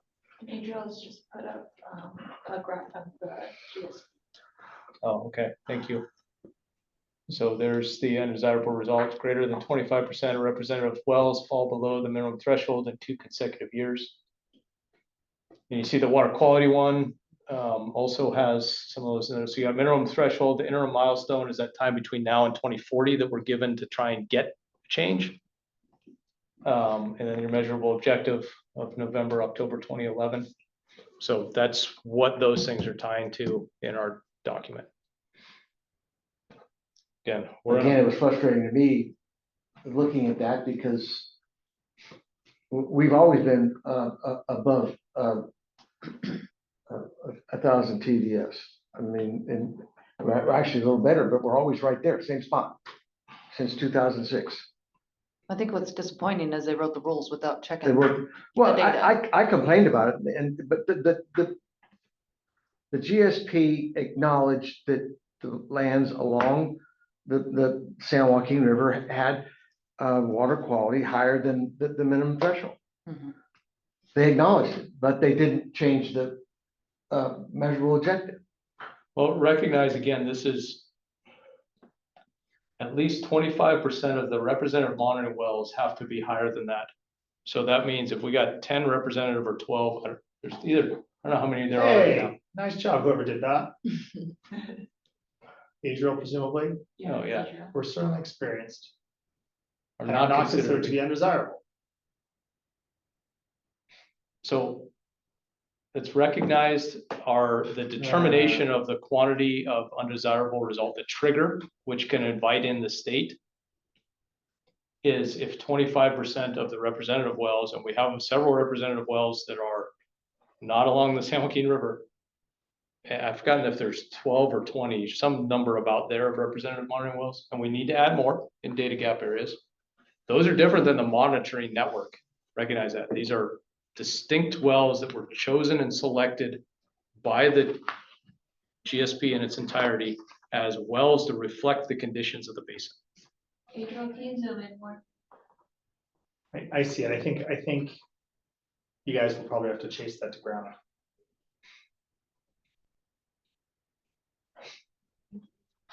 Not that far.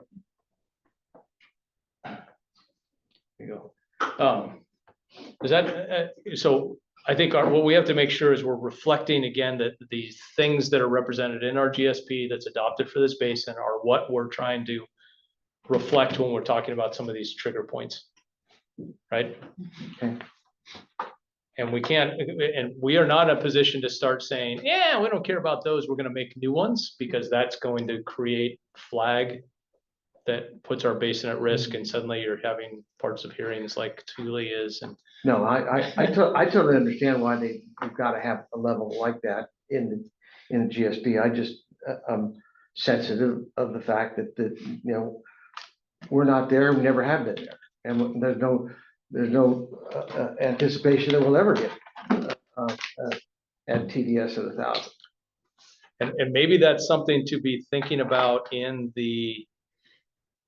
an appeal aspect, if there's any question about a decline or a resumption or a pause or something like that, and it's triggering to a quality determination in a particular zone that's really consistent with historic, that maybe that's a way That to. should, It's sorry. just, I didn't mean to jump on you, I should let you finish, but that should totally be an appeal. If it's been, if it's not, groundwater is not declining, it's been there, 80 years. The APA shouldn't be stripped because it's not gonna improve the groundwater if the APA is stripped. Right. I mean, it'd be one thing if they stopped pumping and all of a sudden the TDS improved, but it doesn't sound like that would happen. So why would you stop pumping? It'd be nice if we had better quality, but Totally. it is what it is. You just figure it I didn't out. mean to speak out of turn there, but Yeah. to me, that makes sense. got it. I'm adding that as a potential additional appeal to list. Awesome. Thank you. And I think that, again, I'm gonna keep harping on this because we have a limited amount of time, but trying to draft all of these details in a set of appeals might be why the rule isn't completed for adoption. These bigger issues, bigger questions, intent, we do want to make sure we're there. Whether we can get there or not, we will continue to try, but. All right, let's move, can we move to 1.6 should be pretty straightforward. Sustainability zones are as currently represented, but there may be variances and changes in those over time.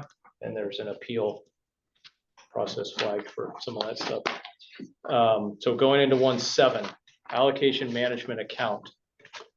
This is intended, so this is now what we're talking about here. The AMA is what you'll have through the groundwater accounting platform. Your account will be your unique representation of the lands and the allocations of groundwater available to those lands within a zone, and how you can manage that, consistent with leasing parcels, with sale of parcels, and with potential transfers. So the GSA board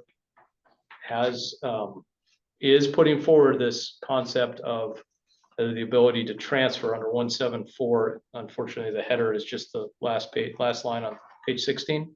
But the idea of transferring an allocation without the movement of the land. So you might be holding a parcel. You might decide to make it fallow, or you might decide to put solar on it, or you might whatever reason is, and you have some water in your bucket and you want to sell it to Bob, and Bob wants to buy it from you. Okay, you're not moving a parcel with that, you're just moving a part of an allocation. So that's going to be limited within a sustainability zone, with one exception.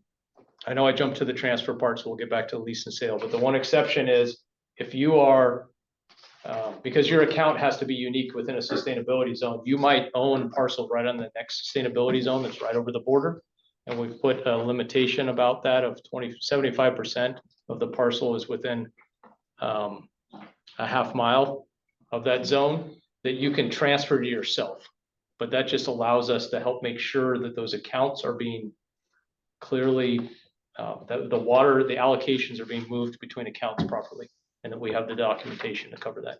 So you essentially can transfer yourself across the boundary within a limited geographic scope, but you can't transfer to somebody else across that boundary.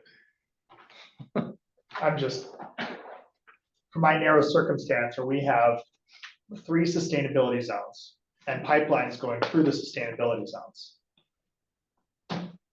I don't know how to cross That was that. dumb of you to buy that property. By the way, Chris said that he was like gonna try to keep the landowner, sorry, Chris, to fry you here, but he said trying to keep all the landowners contiguous the same. I look at my property and I've got 3 sustainability zones. I don't know how I'm gonna make an account. I don't know how to transfer water. Did you miss the opportunity to refine that? I did not miss the opportunity, but I read it and it says you have to do it with 300 acres or less.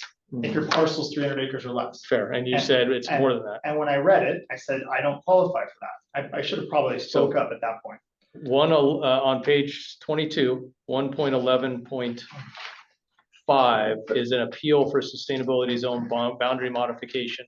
They Yeah. could start to accommodate those one-off situations. Maybe I start lobbying for that now, because even the half a mile won't apply, because I've got 1, 2, 3 with Magusa in the middle. Pipeline going right through that bad boy. Yeah. Whose fault is that? All right, further This complicate, all existed before this whole thing existed. I know. I guess to further complicate the same question, what about another county? That's maybe my question. Right. Being Yeah, said, we're not going there yet. it splits my field on a diagonal. Compliance with that situation. I know, They're my and they're 2 neighbors. separate GSAs, so there has to be a. Three of my neighbors are the same way. Let me frame it this way. Let's stay in county first, Oh, conceptually. sorry, I was Let's stay, empathetic. Thinking what I'm thinking. let's you know? stay, let's stay in county first. The concept has been raised about, can I trade water and allocation that might be available through Miagusa to my land in the GSA, in the Okay. percent of base GSA? Mhm. From the standpoint of managing to the groundwater basin, what does it matter Mhm. to us? Probably doesn't, but there's a need to make sure everybody understands what water and who's responsible and who's gonna be on the hook for something amiss. And now, that is possibly doable within our own basin, because we're They friendly. control the basin. and we can talk and figure that out with agreements maybe. Now you cross GSAs in different sub-basins. It just complicates it more. It doesn't mean it's impossible. It just adds a layer of complication, because now you have the question you were saying before about, well, they're the ones causing the drawdown. Well, now you just now have created more of that potential where people are gonna point fingers and say, well, Larkin, this agreement that we entered into to allow Larkin to pull her Chowchilla water into Merced Mhm. is why Chowchilla is failing, and so it's her fault. Mhm. But we gotta manage for that, so that's a complication that we're, And if We're we gonna have all to have deal with this inter-agreement, sub-basin agreement thing with our neighbor sub-basins, and essentially the allocations are similar, then, if I take an inch from Merced and put it on Madera, right? And Yeah. because I've left a piece of Merced ground out, and now I'm taking the water and putting it on the Madera piece. Never because- mind, you're talking about the same one. Right, and there's, the same, there's a line. in the this- same well, Brad, the same well that feeds both parcels. So, what I'm saying, it kind of should fall into that same subsidence thing, where if we're all gonna play nice as different subbasins, then if everybody's allocating for a little bit of flexibility between us, then shouldn't it not be a problem? Well, I don't see it as from a Yeah, technical standpoint of groundwater management, it doesn't seem to be a problem. From the standpoint of responsibilities, fees, fines, implications, farming, from your personal farming problem, yes, I see Right. that. But from the broader GSA's managements across there, we just have to address a bunch of those. right, We're trying to get this through first, right, but it needs to be And- considered. so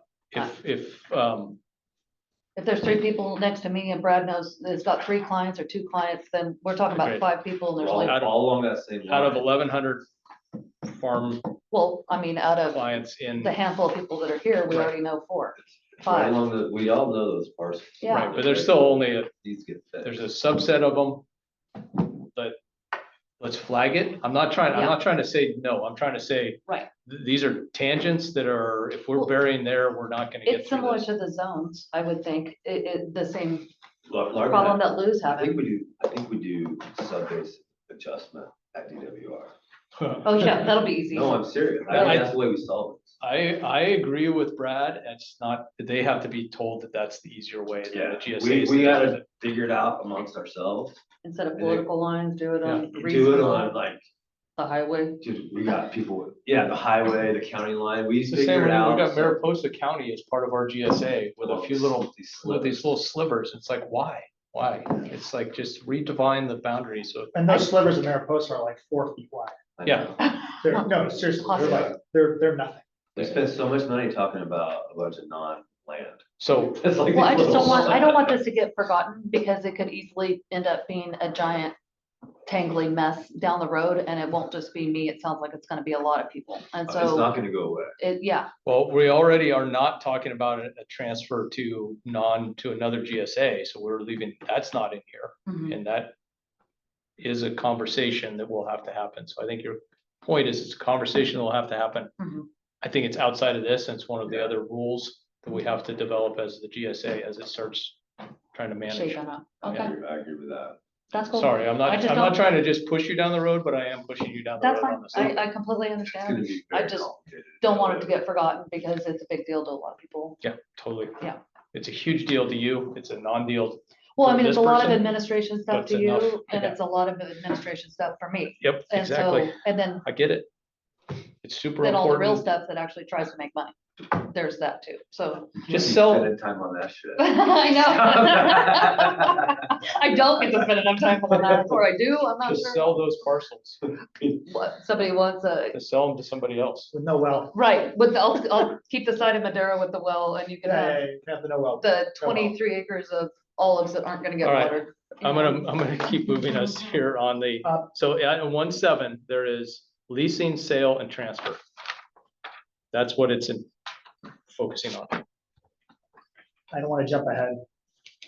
I do, because I reviewed all that. That seemed pretty good to me. Okay, But under the limitations, 1.7.4.2, you have that date of all of these transfers of the AMA, which are the management account for everybody's benefit. correct.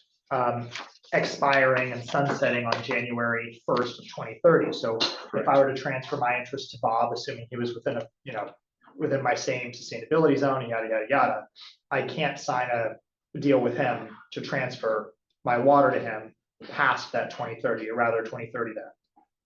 What is the design of that? Yeah, great question. And let me frame it maybe one way that might be a way to address what you're talking about. If your agreement with Bob says the quantity transferred will be determined based on whatever the sustainable yield and APA numbers might be at the time of that year, then maybe we can find a way through that. What the worry would be is, let's say you transferred and your sustainable yield gets changed in 2035 from 13 inches, I'm gonna be extreme for purposes of illustration, to 6, but you sold 13. Well, how do we get that back? Because Bob's gonna be like, woohoo, I got all this extra water I already bought from Lou. That's no longer allocated to him because we adjusted the allocation at the 2030 update. So we have to be able to say, you gotta just stop it there and reassign a new one. Now, your agreement between you could say, Extend beyond that. it is X, and then otherwise will be determined as to whatever the sustainable yield number is beyond that. And that's a party between you two. You just give us the new document, or just basically read it, demonstrate that at that point. Got it. So it's a mechanism for the GSA to be able to administratively allocate the bucket of water to Bob in this hypothetical. Correct. Because past 2030, we don't know what that bucket is. Correct. Does that help? That does. I was wondering if there was some intent to stop transfers or something. No, it's simply Accounting, an accounning thing, Yeah. right? you can't spend it before you make it. Why not? Death Or you're is- American.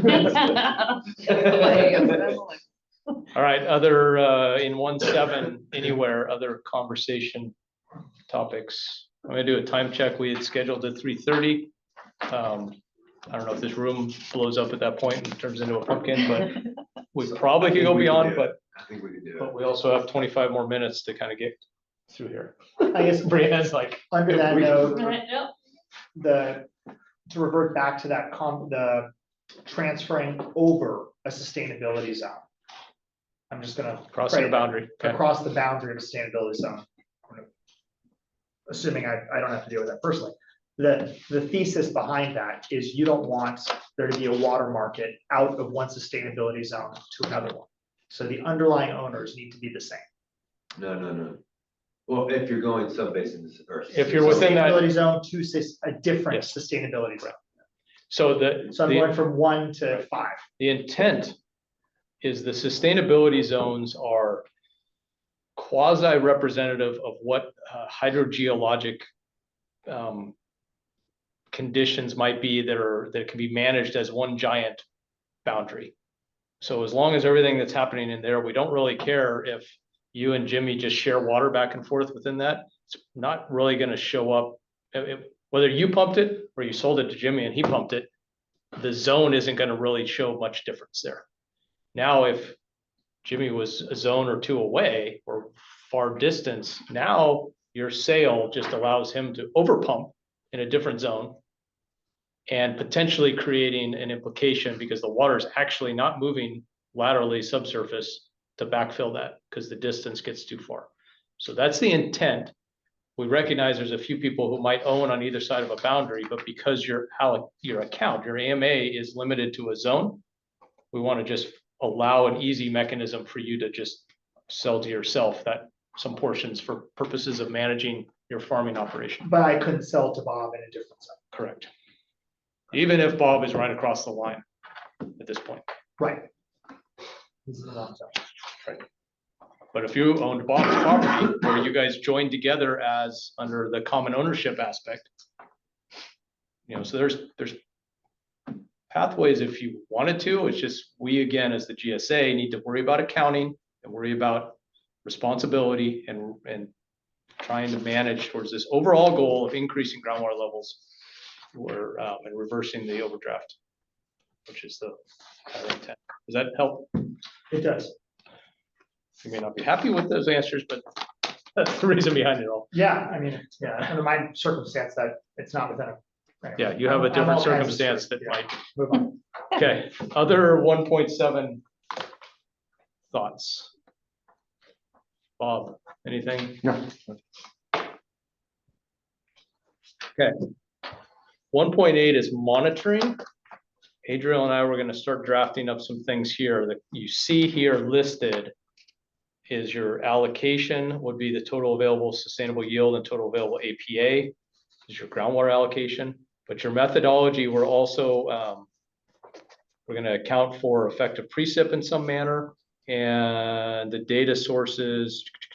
Maybe we don't have it listed, but this is where essentially, if I see your account says you have 1,000 acres and your consumption of applied water on that 1,000 acres was, let's just say 3,000 acre feet, 3 feet per acre, this easy number. Your allocation was 2 feet, 24 inches. You've used 12 more. Whoa, flag. You might have borrowed forward. You might have borrowed into your 5-year bucket. Okay, fine. Knock yourself out.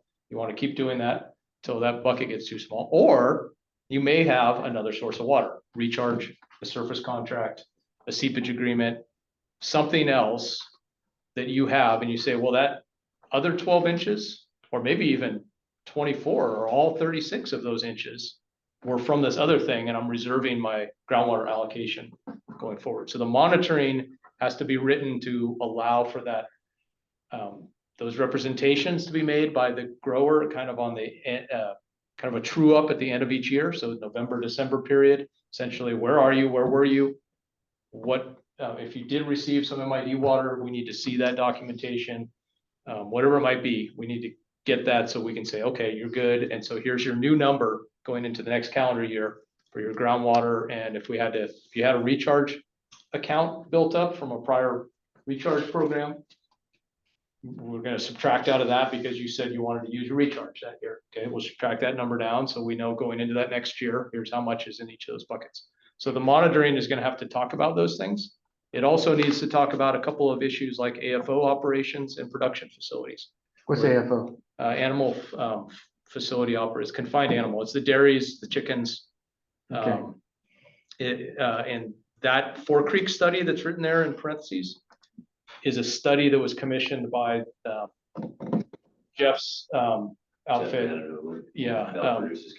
So they commissioned a study by 4 Creeks that established that the consumed water on the non-irrigated portion of a CAFO, so it would be your silage area, your loafing, your milking parlors, your storage, your kind of entire area that's not irrigated, including the lagoon, was 1/2 foot per acre, including the lagoons and or evaporation off the lagoons. The rest of the lagoon, you're pumping out and it's being used Because out. most of that water is used to. Recycle. Right, so it's the water from the misting, it's water that's going out and, Eventually it goes out into the fields though.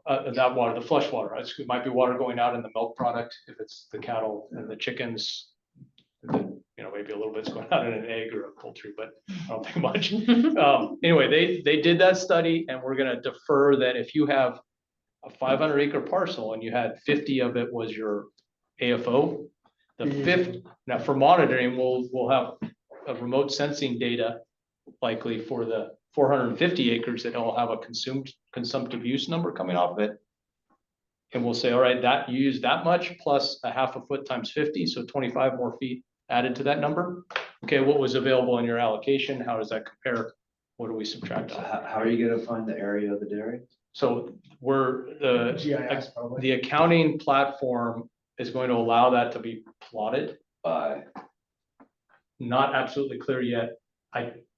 Ideally, it's not. plotted and approved by plotted by the landowner and approved by the GSA. That, But in the interim, it might be something where they submit a map and we plot it and say, hey, does this look good?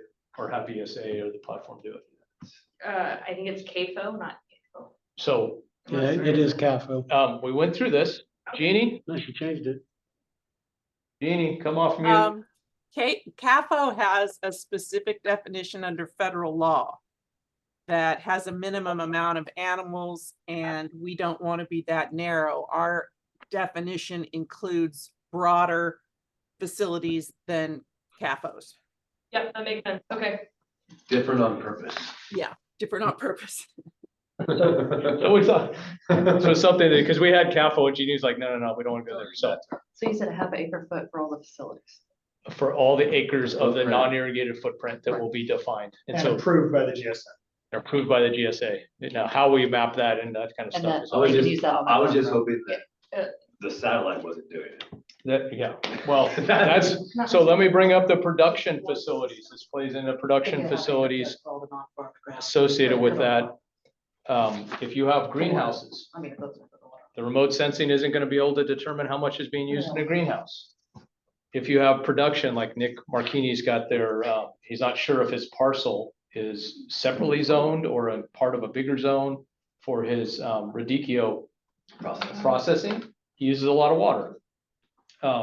If it is an ag parcel or part of a broader ag parcel, we need to accommodate and account for the water he uses for that. So that's where the production facilities part is gonna have to also play in. That might have to be, you need to submit a meter, you have to have a certified meter that's approved that you're giving us that data so we can help. How are you gonna like this? I'm guessing not. I'm Yeah, I'm guessing going not. not. I'm gonna go with not. A cheese plant adds water to the parcel. Cause you're importing so much milk into the facility. So a cheese plant is going to be commercially or industrial zoned and is not subject to this Okay, it's not allocation ag. rule. Likely. We gotta figure that one I out. don't know if that's the case. And this is, if you go to the very front of this again, the purpose is administer and govern allocation for ag lands. And then we say somewhere about others might be. Well, it'll be on a conditional use permit if it's out on ag zone property. I don't know if that's a good distinction. or not. Yeah, it's just a matter of how they define. If it's not zoned industrial. or- So we have, sorry, my pages are getting messed up here. Also, the room reservation has been extended to 4:30. Oh, no. If we look at the land use, we say under 1413 on page 8, no other land use classification recognized by the assessor's office are subject to this rule or entitled to receive allocation. The GSA may adopt rules and regulations governing the use of groundwater for non-ag lands. So if it is a cheese processing plant or the Composting hauling or Facility. But I was composting or thinking something else mix- that's not ag, we may still, they're not the majority of use in this basin, so they're not what the GSA is trying to No, address. I know, that's what makes it hard, they're one-offs. So we're gonna have to come in and address those at some point, but they are not high priority. to I get see to. it as very similar to vegetable processing, it's cheese processing, I mean, you've got ag product. That's why we have Processing. production facilities, so Production, yeah. you can have it, whether it's vegetables, whether it's cheese or something, if it's designated as an ag land and it's subject to this application.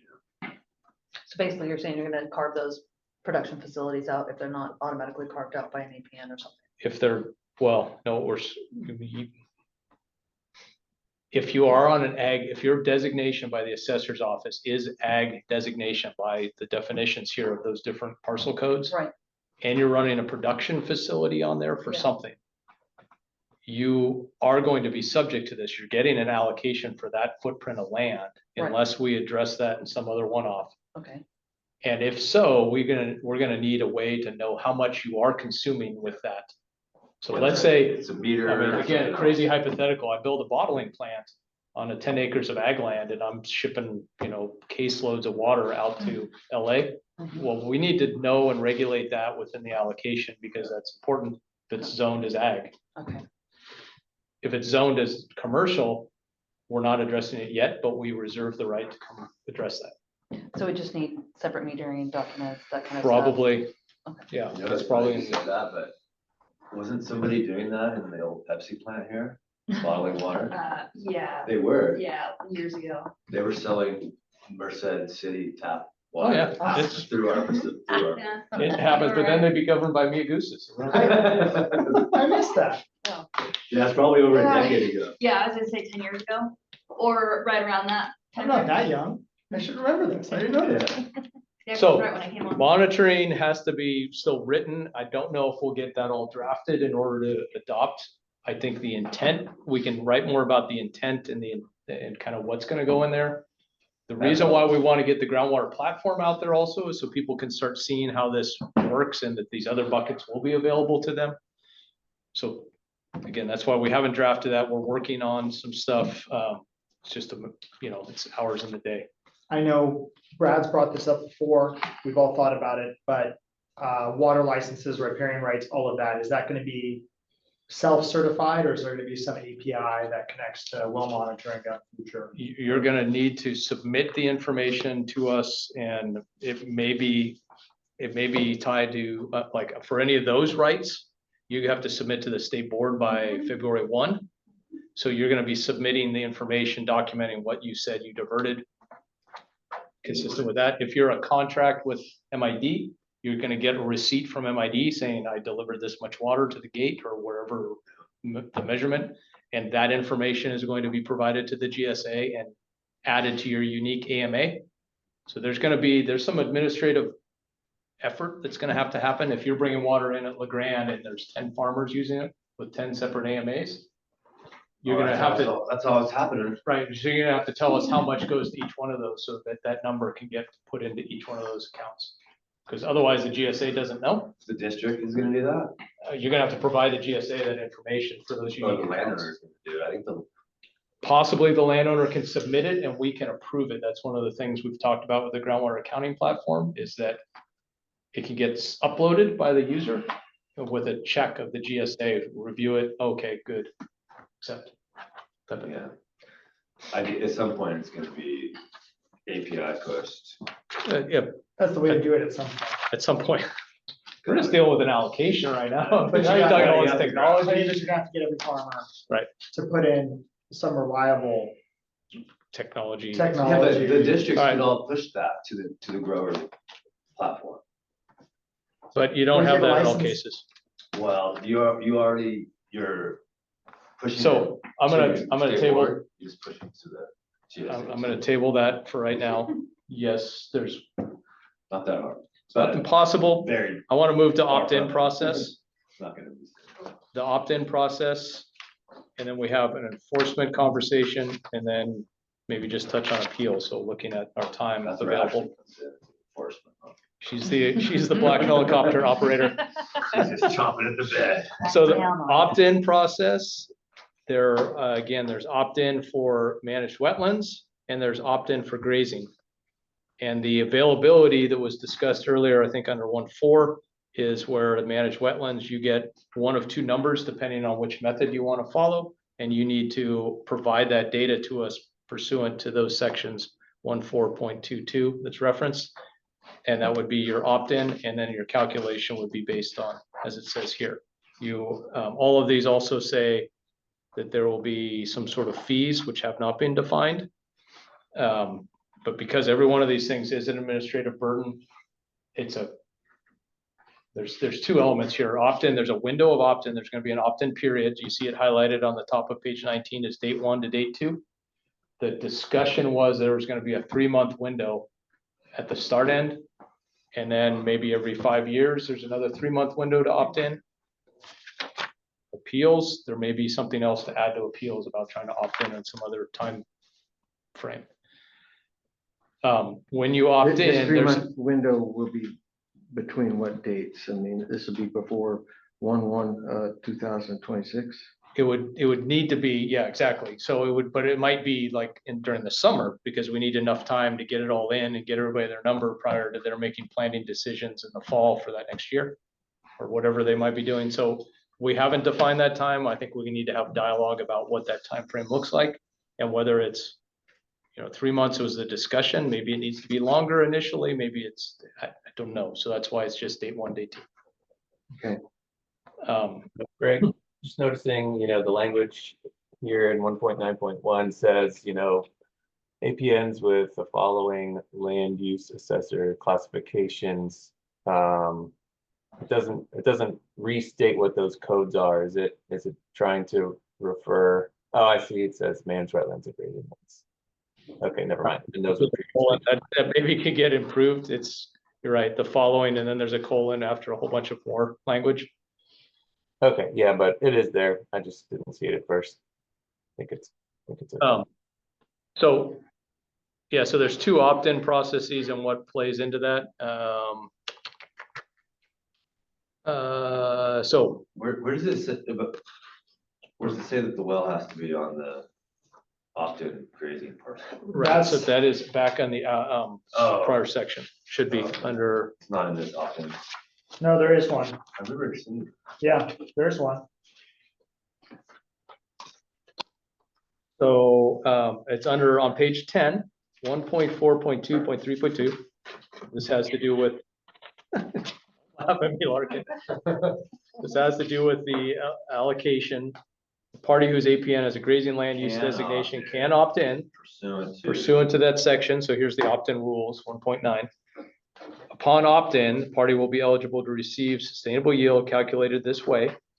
We'll have a unique AMA for the opt-in APN. So you can't combine that land with other land under an account to manage more universally. That was part of the framework back in February. An allocation in this AMA is ineligible for shifting to another AMA. So you can't transfer the water. The sustainable yield may only be extracted by the ag well located on the APN. Grazing lands that opt in will not be eligible to receive APA. So that's your point, that question, that's where it's stated. Thank you. Well, my only comment is because of the unique nature of Stevenson, there are 5, 10, 20 acre parcels that are being farmed in larger groups, and we couldn't get a well in each small parcel. That are currently not being irrigated and you want to start irrigating them. Yeah, there was some development in after 1/1/23. Or maybe even just a misclassification. Yeah, I know there is some misclassification that we've talked, Eric's given us a list for some of that. This has to do with recent development. I'm just. But under the But I mean, strict rules, either way, it's maybe hard when you've got a bunch of small parcels that make one field, that each one of those parcels has got to have a well on. According to this, doesn't it? yes, If they're currently not That irrigating doesn't- and they that want to doesn't seem opt in. And so they're current, so let's, Think about tiny parcels. That's the problem. They're small. I get that. I'm thinking about. I'm not trying to say there's not a way to do this. I'm just trying to make sure I'm illustrating what the situation is. That, let's say next year, there are 4 parcels that are all 10 acres, currently non-irrigated, that decide they want to start irrigating and they want to drop a well and start pumping groundwater. So you got 30 acres you're talking about. I think I said 4 10 acres. Okay, 40 acres. So 4 10-acre parcels, each one would opt in, and the way this is written right now, each one has to have a well on each 10-acre thing. And what you're saying Which is is impractical. that's impractical. So is it something to talk about under an opt-in appeal that talks about something like that, rather than trying to, or universally, because you could also have the grazing parcel, a couple of 100-acre grazing parcels who want to opt in and want to be able to combine all that land, and that creates a much greater situation. So is it something to address? I guess my question is, can it get addressed in appeals, or do we need to try and? In minimum zoning, A1 is 20 acres. So you can perhaps use that as some kind of a mechanism. Okay. I'm just throwing shit at the. Yeah, no, I know, that's what we're all trying to do here. Yeah. I mean, So is there it's something? a thought. Or the circumstance, I think of the Yeah. Crane Ranch, which is just, you've got a lot of Mhm. rangeland out there. Yeah, mixed use. But Bob's situation is where you have, 40 or 50 acres and you want to develop it all, but you would never put 5 wells in. No. I think that's the one-off where you guys would appeal. Yeah. It's just something to think about. I mean, What I've struggled with too is if you opt in acreage and you have, like, why does the system have to be siloed? Let's say you have surface water elsewhere, and you want to move water to that parcel that was opted in. Or you have a big pumping station that you want to connect to that one parcel, instead of siloing that one parcel. That should be something that appeals would consider. I think appeals can consider the intent. Okay, when we go back to where this was in the framework. Is you don't want a rangeland guy to come out and say, I've got, 1,000 acres and I'm gonna go sell the water. Just add a bunch of new water to the market. Right. It's not being used for irrigation. Currently. I think That's not gonna go well. the way I personally like to think about it, it doesn't mean it's right, but just kind of I put a little bit of a context of overlying groundwater rights. That what we're trying to do is address that. If you currently have non-irrigated lands that are not exercising their overlying right, if they wanted to, they're allowed to go opt in and use groundwater, sustainable yield, because that's what would be allowed under the correlative rights of overlying groundwater, and apply it to their overlying parcel. Does that mean they can pump it and apply it to a whole bunch of other parcels that they're not overlying with the well? Not really, generally. Maybe there's some circumstances that are those one-offs. That's kind of how I look at the framing of that. And I know Jeannie's like ready to say a bunch of legal things that correct me. But I try and think of it in that context of why we've kept that limitation. And I think appeals could address those. The one-offs. The one-offs. I think they should preserve the right to do it. To be able, the GSA board should preserve the right to address those one-offs. I don't know exactly what they would be, but they might come up. It might come up very rarely, not at all, but. Right.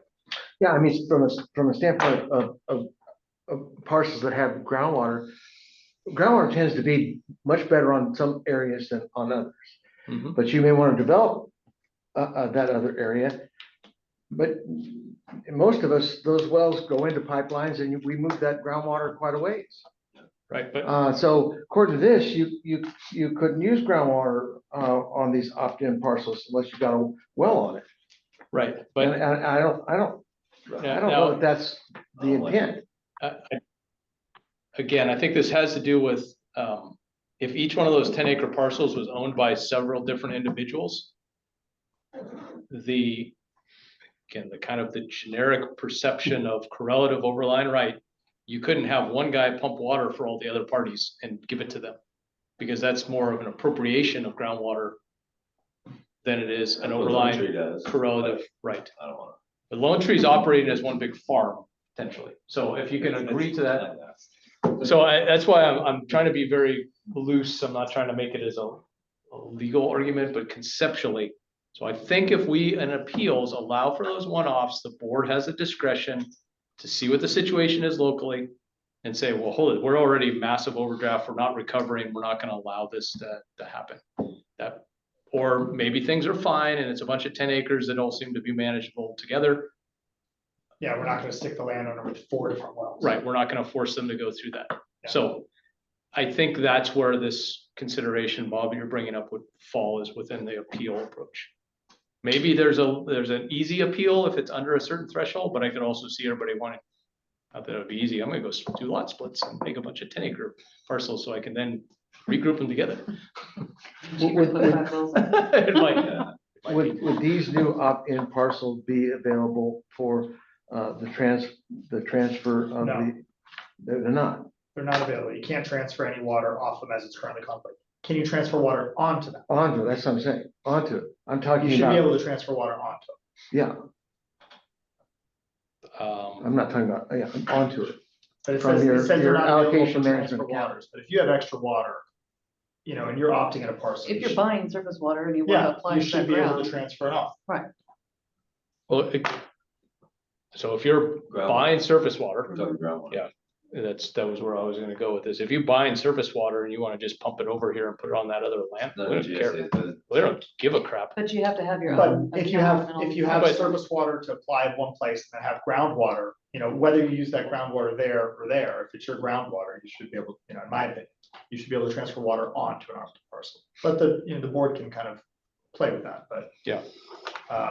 Makes sense, Yeah, logical. my opinion is if you're farming your 10 acres and, you know, Well, I mean, just crop rotation or whatever. Maybe That's you're gonna right. leave this out and you wanna put this in. that's right. So what's the Right, difference? and we're trying, I think that the only difference would be if all of that is currently was irrigated between January 1, 2015 and 2023, Mhm. we're giving you all that flexibility to farm it however you want. Right. This is a non-farmed parcel Mhm. that You paid to opt in. now somebody's gonna say, hey, I wanna start using groundwater here in a place where we already have groundwater concerns. So we wanna make sure it doesn't get excessive. So I think it's a one-off kind of conversation to be brought forward. I worry about trying to write something that doesn't create a opening for gaming of that to the detriment of a zone. Well, I think transferring water off, I understand that logic. I understand, you know, the rangeland person opting in 100 acres and then trying to sell the water to me or Bob. I get that. Transferring off is, I think, the use that the board was trying to prevent when they designed this framework. Transferring water onto that parcel, I'm not sure how the gaming, the brinksmanship there would apply. I would imagine if it's within your same bucket that you would have available, it doesn't really matter if it's in the same zone. Again, we're operating. So You're just Well- shifting it to another. well, account. I put a note here, can you transfer 2 grazing lands? So let's think about that. We We can, opted in grazing land. Yeah, right, sorry, to opt it in. Oh, and that might be something we bring up with the ad hoc, just to get their thoughts on it. And It doesn't promote irresponsibility. I don't think so. It just gives you more flexibility. You're developing more land and putting the same amount of water Mhm. that you have on it. It's like you're spreading yourself thinner. There might be a reason for that, right? You might. Yeah, no, well, Yeah. the GSA should, But should it care. shouldn't matter for the GSA. You're not increasing demand. You might like the soil quality or the growing conditions or, you know, the other, you know, you got verticillium wilt in one. It you wanna move might- over to the other. one thing to consider is it might, let's say you have 50% of the land is irrigated right now, and 50% that opts in. You want to transfer over to that and it gets sustainable yield. Your sustainable yield calculation is now all going to be lowered because you've included many more acres. And that area only had so big of a bucket. Right now, it's all handed to the current irrigated with some anticipation that some lands would opt in. You get a whole bunch of land, and again, I'm being hypothetically excessive here. If all of that non-irrigated land opts in, the overall sustainable yield available to all those lands is gonna have to decrease. So you might, whether it still works for you, you might be adversely impacting others in your sustainability zone. I don't think there's gonna be the quantity. I get that. Yeah. And I per your think prior it's kind comment, of- if it's correlative property rights, then they should be entitled to do it anyway. But the overall number comes down for everybody, right? Sure. I'm not saying they're not entitled to Yeah, it. It's that's just how it goes. the sustainable yield for that zone may now go from 13 to 6. Because double the number of acres are now using what's available in that area.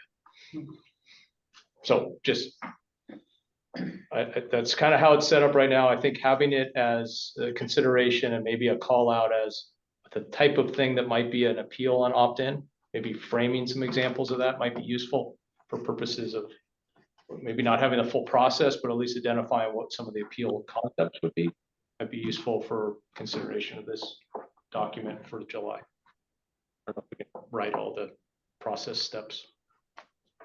All right, so any more on opt-in? And otherwise we can touch on enforcement.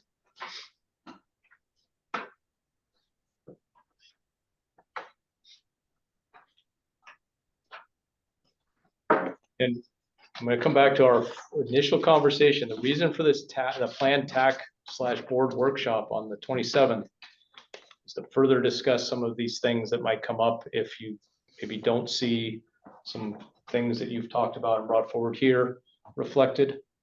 We were taking notes. I think we'll figure out how we can reflect several of these. So this is important further dialogue that can happen with the board. So am I reading here a $500 an acre foot charge above your APA? Or your, That's right. So the Plus. right, so right. These are the maxes that are set forth in Sigma as the penalties. These are the exact penalties that are in the current Rule 1 for the yeah, groundwater. but the board's adopted them. The board adopted them for Rule 1, so that's why it's just getting, the same ones are being brought in here for this rule. Going back to that point that ultimately we should have one continued set of rules with all these things. There will be an enforcement section, and this would enforce whether you're violating your well consistency or you're violating the allocation or whatever it might be. Yeah, but for instance, in Madera, they adopted a $100 an acre foot charge. Here they're doing 500.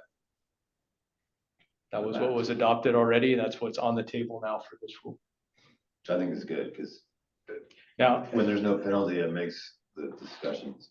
and look at it as we're giving you a 5-year bucket. Yeah, the bucket gets smaller when it gets added to the bucket over time gets smaller, but you shouldn't really be in a violation. I mean, you're just borrowing ahead essentially for you know, if you want to still go wall to wall in your almonds, you're going to eat into your next couple of years buckets, but you've got some time to then make some adjustments before you even get into some of these penalty situations. And we're just like, no. No, I'm it's just 2 thinking, feet. yeah, There's not time. You're like 3 months. Yeah, let's go crazy. Those for another few months. That's premising on a 32 to 36 inch ET of applied water that we've seen for the almonds. So yeah, you're a foot short. How does the penalty, the $100 a day, so the $1,000 plus $100 a day for each additional day for the violation that has continued? I didn't understand that because once you pumped it, it's gone. So I think what this is saying, and Jeannie may need to weigh in here, the intent is, once you have been given the fine, that if you don't resolve that fine, essentially pay it, that's the clock start. Got So it. if we say, Lou, you violated, here's your fine, and you're like, not gonna pay it. I'm sure the GSA is exempt of usury laws. Must be. Jeannie? It is, I'm sure. It's quasi-governmental. So that, I think that's what the $100 for which the violation has continued and the party fails to comply within 30 days and has provided the order of written So notification. That's when you don't pay your bill. Yeah, I think that's the intent. That was not, That was the intent. that wasn't clear to me in reading this, by the way. Yeah. My tiny brain didn't really get that right. I got Plus. kind of your brain and yours that are dumb understanding.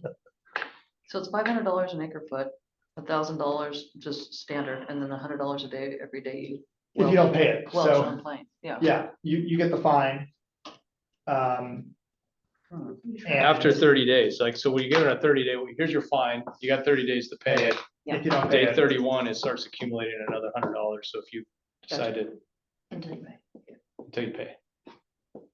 That's the intent. That's, and and I just you're wrote to just copying clarify. that out of there. The one thing I'll point out is that's not volumetric, so if you take 1 acre foot, that's $100 a day, and if you take 1,000,000 acre feet, that's $100 a day. So. Right, and note that the $500 per acre foot is where Is you're gonna get volumetric. nailed on the volume. Yeah. This is about, this I was is the, you're picturing not somebody taking, just, pumping to the moon and then just not paying, because it's only about $3,000 a month. yeah, no, they get hit on the 500 per acre foot. Right. This is because you're not paying, we're gonna have to send out the sheriff and or whatever. As I Black think about that, helicopters. that might not, the $100 a day might not be enough. It might have to, Really, the 500 is not enough. It is with today's commodity prices, but there's lots of times down south where the cost of water is 800, 900, $1,000. The 500 is what Sigma limits you, I know. caps you. Yeah. So until they That's change gonna- that, That's gonna change. is what it is. Can you change the fines? I mean, you might be restricted from Sigma as well. these are the they can't max, go over these are the 500. max from Sigma. So on any of $100 these. a day, no matter the volume. And 500s. I know, with no CPI adjustment, it's, This is all what's in okay. law. The state will fix it though, because if it doesn't deter, they'll have to fix it. Now, a consideration in the phase 2 fee structure, this is just complete off the top of my head thought.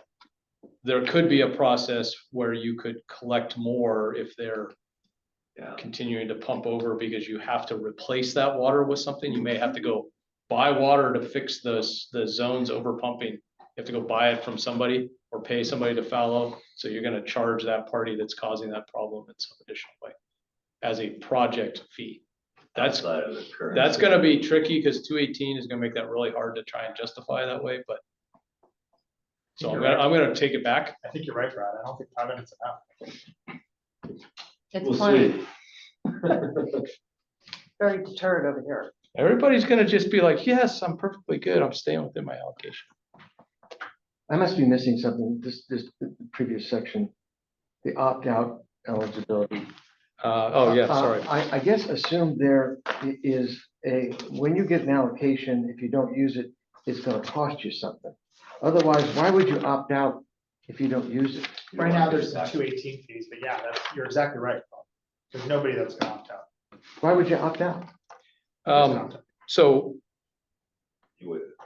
I don't think you would, but it was brought up by the ad hoc, I believe, that there may be somebody who says, you know what, I'm just done. I'm gonna reassess my land as something else, and I'm just going to, Okay, it's a moot point, I mean. It's, presumably the 218 fees are sunsetting. There's no additional cost for Yeah. opting in. Why And you're would gonna be able to sell that water to Yeah, somebody else. that why would have. you So opt out? nobody's opting. You're Okay, gonna pay $35 to get an asset that's worth like $600.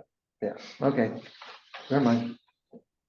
Well. we'll I don't see. know, if you We'll have see that, with if you have 218. that 10 acre parcel that you're talking about, some little granny's on there and doesn't want to deal with it, she might opt out. Or, some people don't realize how much water is important to everybody else and might just not want to Well, deal in with the it. grant where we did the 218 for a canal project, there were people who were designated irrigated that had little farmettes. Right. or ranchettes. Yeah, That downgraded out of the tax. And And I- it also transition to solar farm as an example. Yeah, there you Yeah. go. But I'd still keep the water and then sell it. Yeah. I would still pay, exactly. Yeah. we'll just make sure that we include that in the phase 2 fee that you'll, per acre.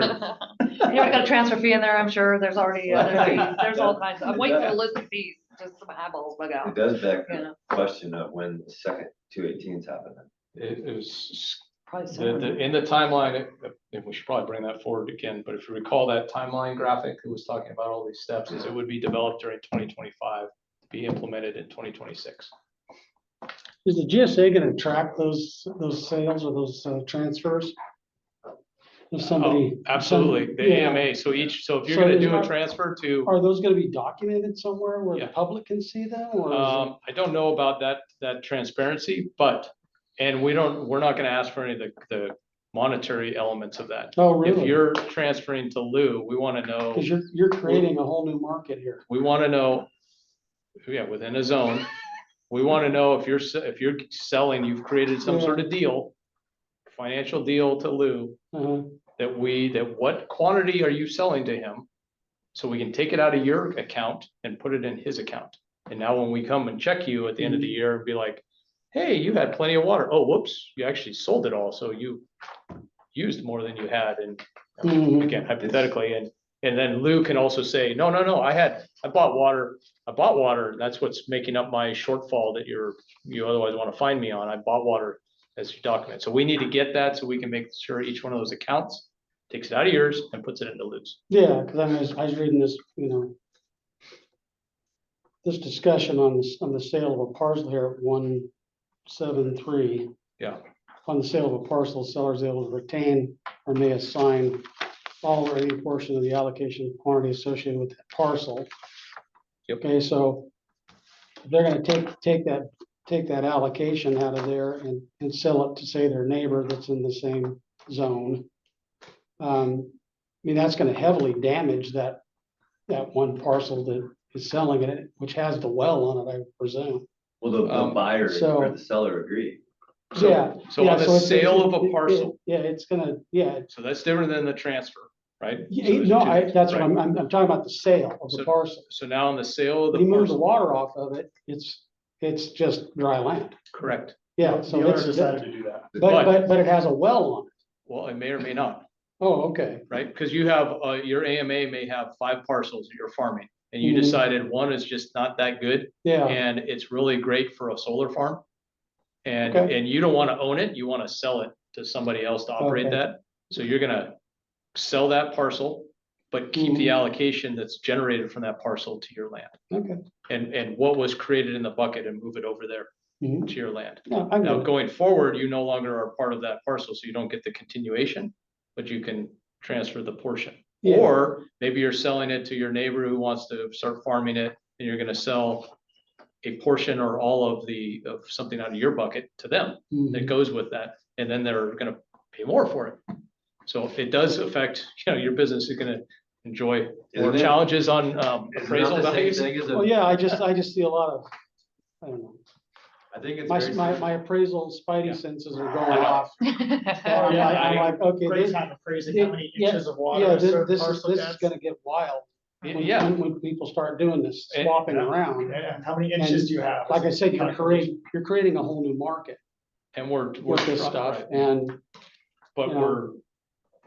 we have to be able to account for it, because sales are gonna happen, people are gonna sell property. oh, totally, yeah, And we wanna know what happened to the water, did you sell the water with it or not? yeah.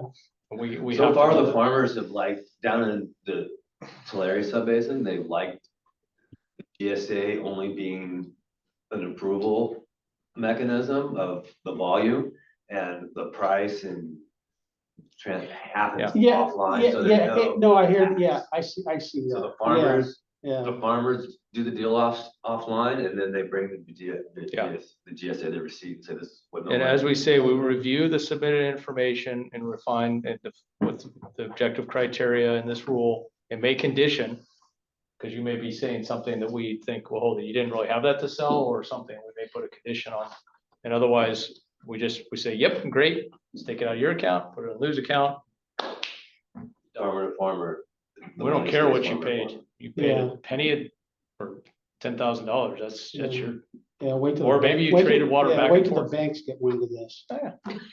well, I mean, Their it's money. already happening, right? The appraisers, the banks are already saying, in some cases, they're saying, we won't loan you water unless you have 2 sources. If you're groundwater, Yeah. you need yeah, I'm another just- source. I mean, they're gonna, So you know, it's happening. they're gonna make you sign guarantees that the water has to stay on the property. Yes, Yeah, I'm almost surprised that you can they likely will. sell it dry like that. I guess It's your there's. property rights, just like mineral rites, basically. Yeah, Just they- reserve yeah. it. But, And and that's again, why I was attacking a little bit, because these are verging on property rights right, here. we're Yeah. creating Can I a- jump in with something that's a little bit out of left field, but I think it's important?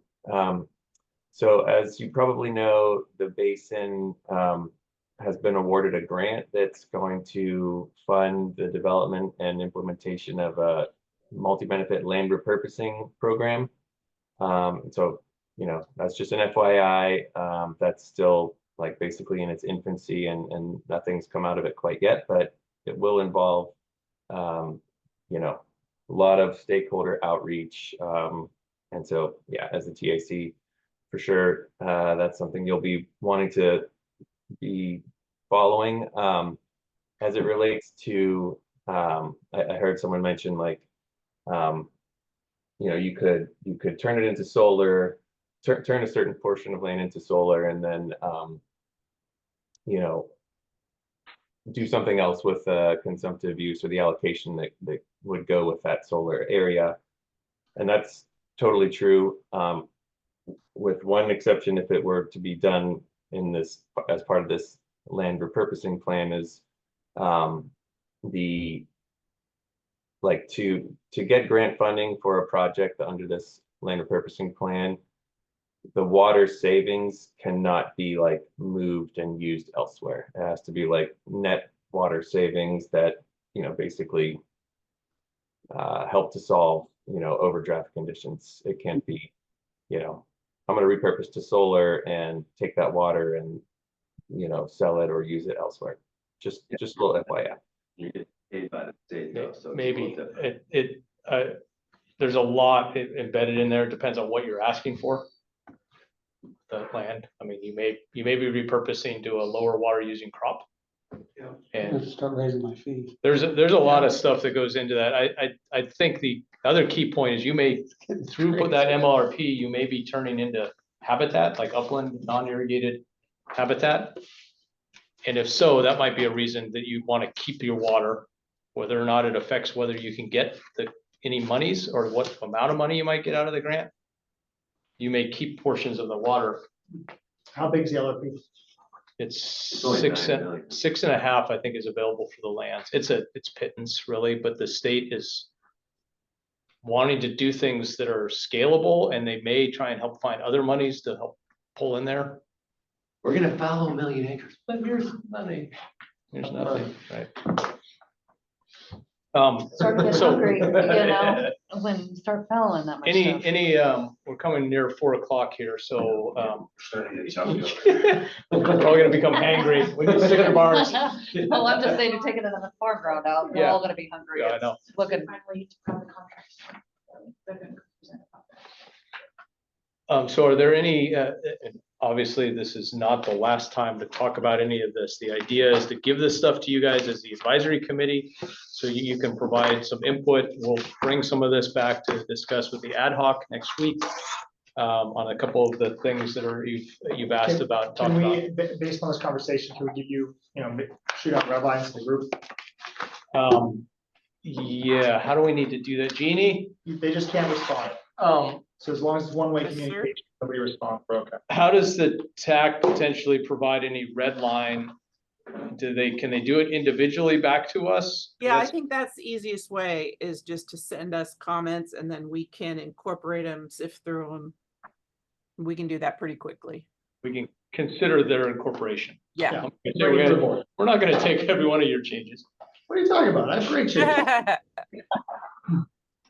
Maybe we Just won't. rewrite it. Maybe we won't. all right, I have a basic question, because there's too many GSPs in my brain or whatever. Is there a limit on carryover in this one? You get the 5-year, Right. Okay, so if you let's- squirrel- If you just keep. let's say swirling, you followed you drew I got nothing for year 1, Holding it all that's moving into year 2. At this point, there is And- no sunset.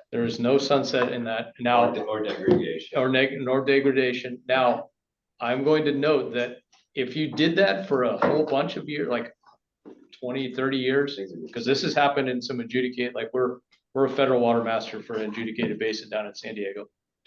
People were trying to claim they weren't using their allocation, so they've built up this huge reserve. Well, essentially, they're like, all the water in the aquifer is our reserve now. And you're like, no, it can't displace all of the native water. Mhm. So there's potential down the road of needing to address degradation or a cap or something. Now, I don't think there's a bunch of growers who are just gonna say, I'm not gonna grow for 10 years and carry Wait that. till the market really. I'm swirling up a lot of water. Now, there also is a cap, it's written in here, of 48 inches, no more than consumption of 48 inches per acre per year. So that's part of the way to put some cap on it.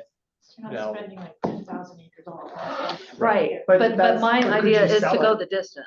And so if it means taking some ground out now and Yes. go in the distance, And because I'm preserving basing that. my stuff on these Yep. rules, Yep. I want to keep going for more generations. That's So, what we're trying to do. What for you. I'm paranoid about is that I've got several years of water, and then all of a sudden, everybody's gonna be like, sorry, you don't have that Right, water right. anymore, and I will lose my mind if that happens. So how do we know that's not gonna happen, or am I supposed to just take a leap of faith on 3 generations of farm ground? They can change the world. I know, but They- I'm trying to The assurance, survive We- and the way it by is. all the rules that you guys are giving me, and so I'm afraid that you're gonna change the rules, because I'm playing If by the you- rules.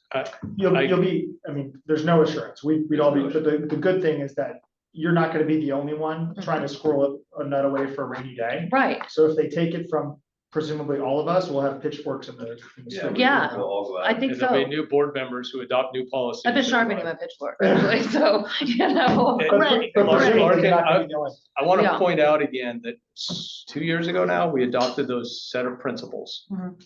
It's on the GSA's website. Yeah. Those talked about some certainty Simplifying, and yeah. but part of the certainty aspect is important of, we're trying not to create something that's going to have a massive change. So you can do that long generational business planning Yeah, in a new paradigm of limited groundwater. right. It's And all about the that's- pre-planning, man. That's what all of this is trying to be designed around. Yeah. But can we have an absolute assurance? No. Well, I mean, you know, there's no assurance on anything, but if Death and that's the taxes. goal, Yeah. yeah, death and taxes, exactly. They're talking about So- taking transition water off the table in Tulare right now. Yeah, see, that's the things that I'm, you know, or if the state board, or, you know, I realize that there's all these extra factors. I'm just trying to plan for the long haul. When you, a lot of this has been done with very intentional design. 'Cause down in Tulare, there was a lot of little parties saying, we'll do it all by recharging with 215 water, and we'll be good, and we're gonna give, and there was a little bit of head in the sand. We've been, from the get-go in this GSA, we've said, we gotta reduce about 150,000 acre feet of consumptive use a Yeah. year. That's huge. That is the largest demand reduction program in the state of California. We put that into the GSP. This is trying to implement that, because we're trying to be very, very front and center with, this is huge. Yeah. We're trying to do it so we stay out of the state's way, and they don't come in and do things that force this kind of change. Right, And that we're very forthright with, this is a big change. Let's help you make all that generational planning yeah. as best we can. So I'm thinking if that, something like that ends up coming in, then, you know, there would be enough discussion and enough, that it would be, you know, a multi-year It would- situation. it would have to wouldn't, be. You know, unless the state comes in, Right. then it's all bets are off, I get that. which is but- why, again, the year 6 always adds on, and that's if Yeah. we need to really adjust significantly, we'd be adjusting that year 6. Totally, So you have a little bit more buffer to play into that.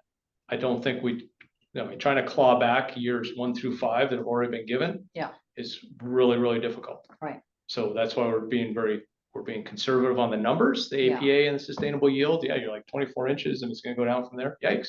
I just appreciate you guys looking ahead too, and, We're- you know, factoring that kind of thing in. It sucks. What you guys are dealing with is, It's it's pretty bad. it's rough, and we're trying to address that, or the board is, I should say. We're just simply trying to draft some things that Lessen the the board, blow. the board can, that reflects the board's intent. Did you want them to give you any red line comments before the strategic ad hoc committee meeting, When are we meeting? the 10th? It's Monday, right? So Today's Wednesday. if there are some, yes, please. I think if you guys have some red line, please try and get it to us before, Black Friday.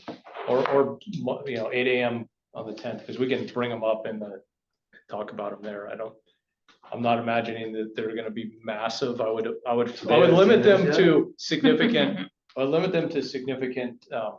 areas of concern, not Yeah. wordsmithing stuff. So we can easily flag and say, oh, here's a couple things to bring up with the ad hoc. Thank you. No, thanks. Thank you guys for your time and effort. Yeah, I think it's a productive meeting. Really do. Yeah, Okay, it's nice to be able to sit and go over it and look at it and talk about it. well, So we appreciate your patience, because I know last ad hoc, you're like, we need paper, we need stuff on paper. Which was wonderful. Yeah. To actually see how this whole thing is maybe gonna shape up. shape up, that was a wonderful development. Where you're like, you can actually have some vision into. The next tax meeting is. She's supposed to be at Is that? already on That's the Saturday. last- the next schedule. Yeah. Sure. 23rd of June? You got busy with that, probably. July. July, yeah, Yeah, that's after the. that's right. So there'll be the workshop on the 27th, No, I didn't. and you have to be in person. All in at Fresno As- City. You can participate virtually if you want I'll as be in a, person. as a member of the Okay, public, but you won't be able to be a TAC member if you're not here. I'll get here. This TAC has to be, we all have to meet in person, right? That is. So, Do you have a business card? I do somewhere. You said, July 23rd, TAC meeting here? Yeah. Okay, 2 o'clock? I believe so. Okay, cool. Yeah. And then just so, just so I'm straight, it's June, or the workshop meetings, right? Yeah. June 26th, June 26th. Yep, okay. Just checking. Refresh my business card here. I think I have one in one other spot, so bear with me for a second. Oh, that's okay. Are you the flying in? Yeah. Myers? Yeah, Oh, okay. nice to meet you. Thank you. Yeah, I might have something that would interest you.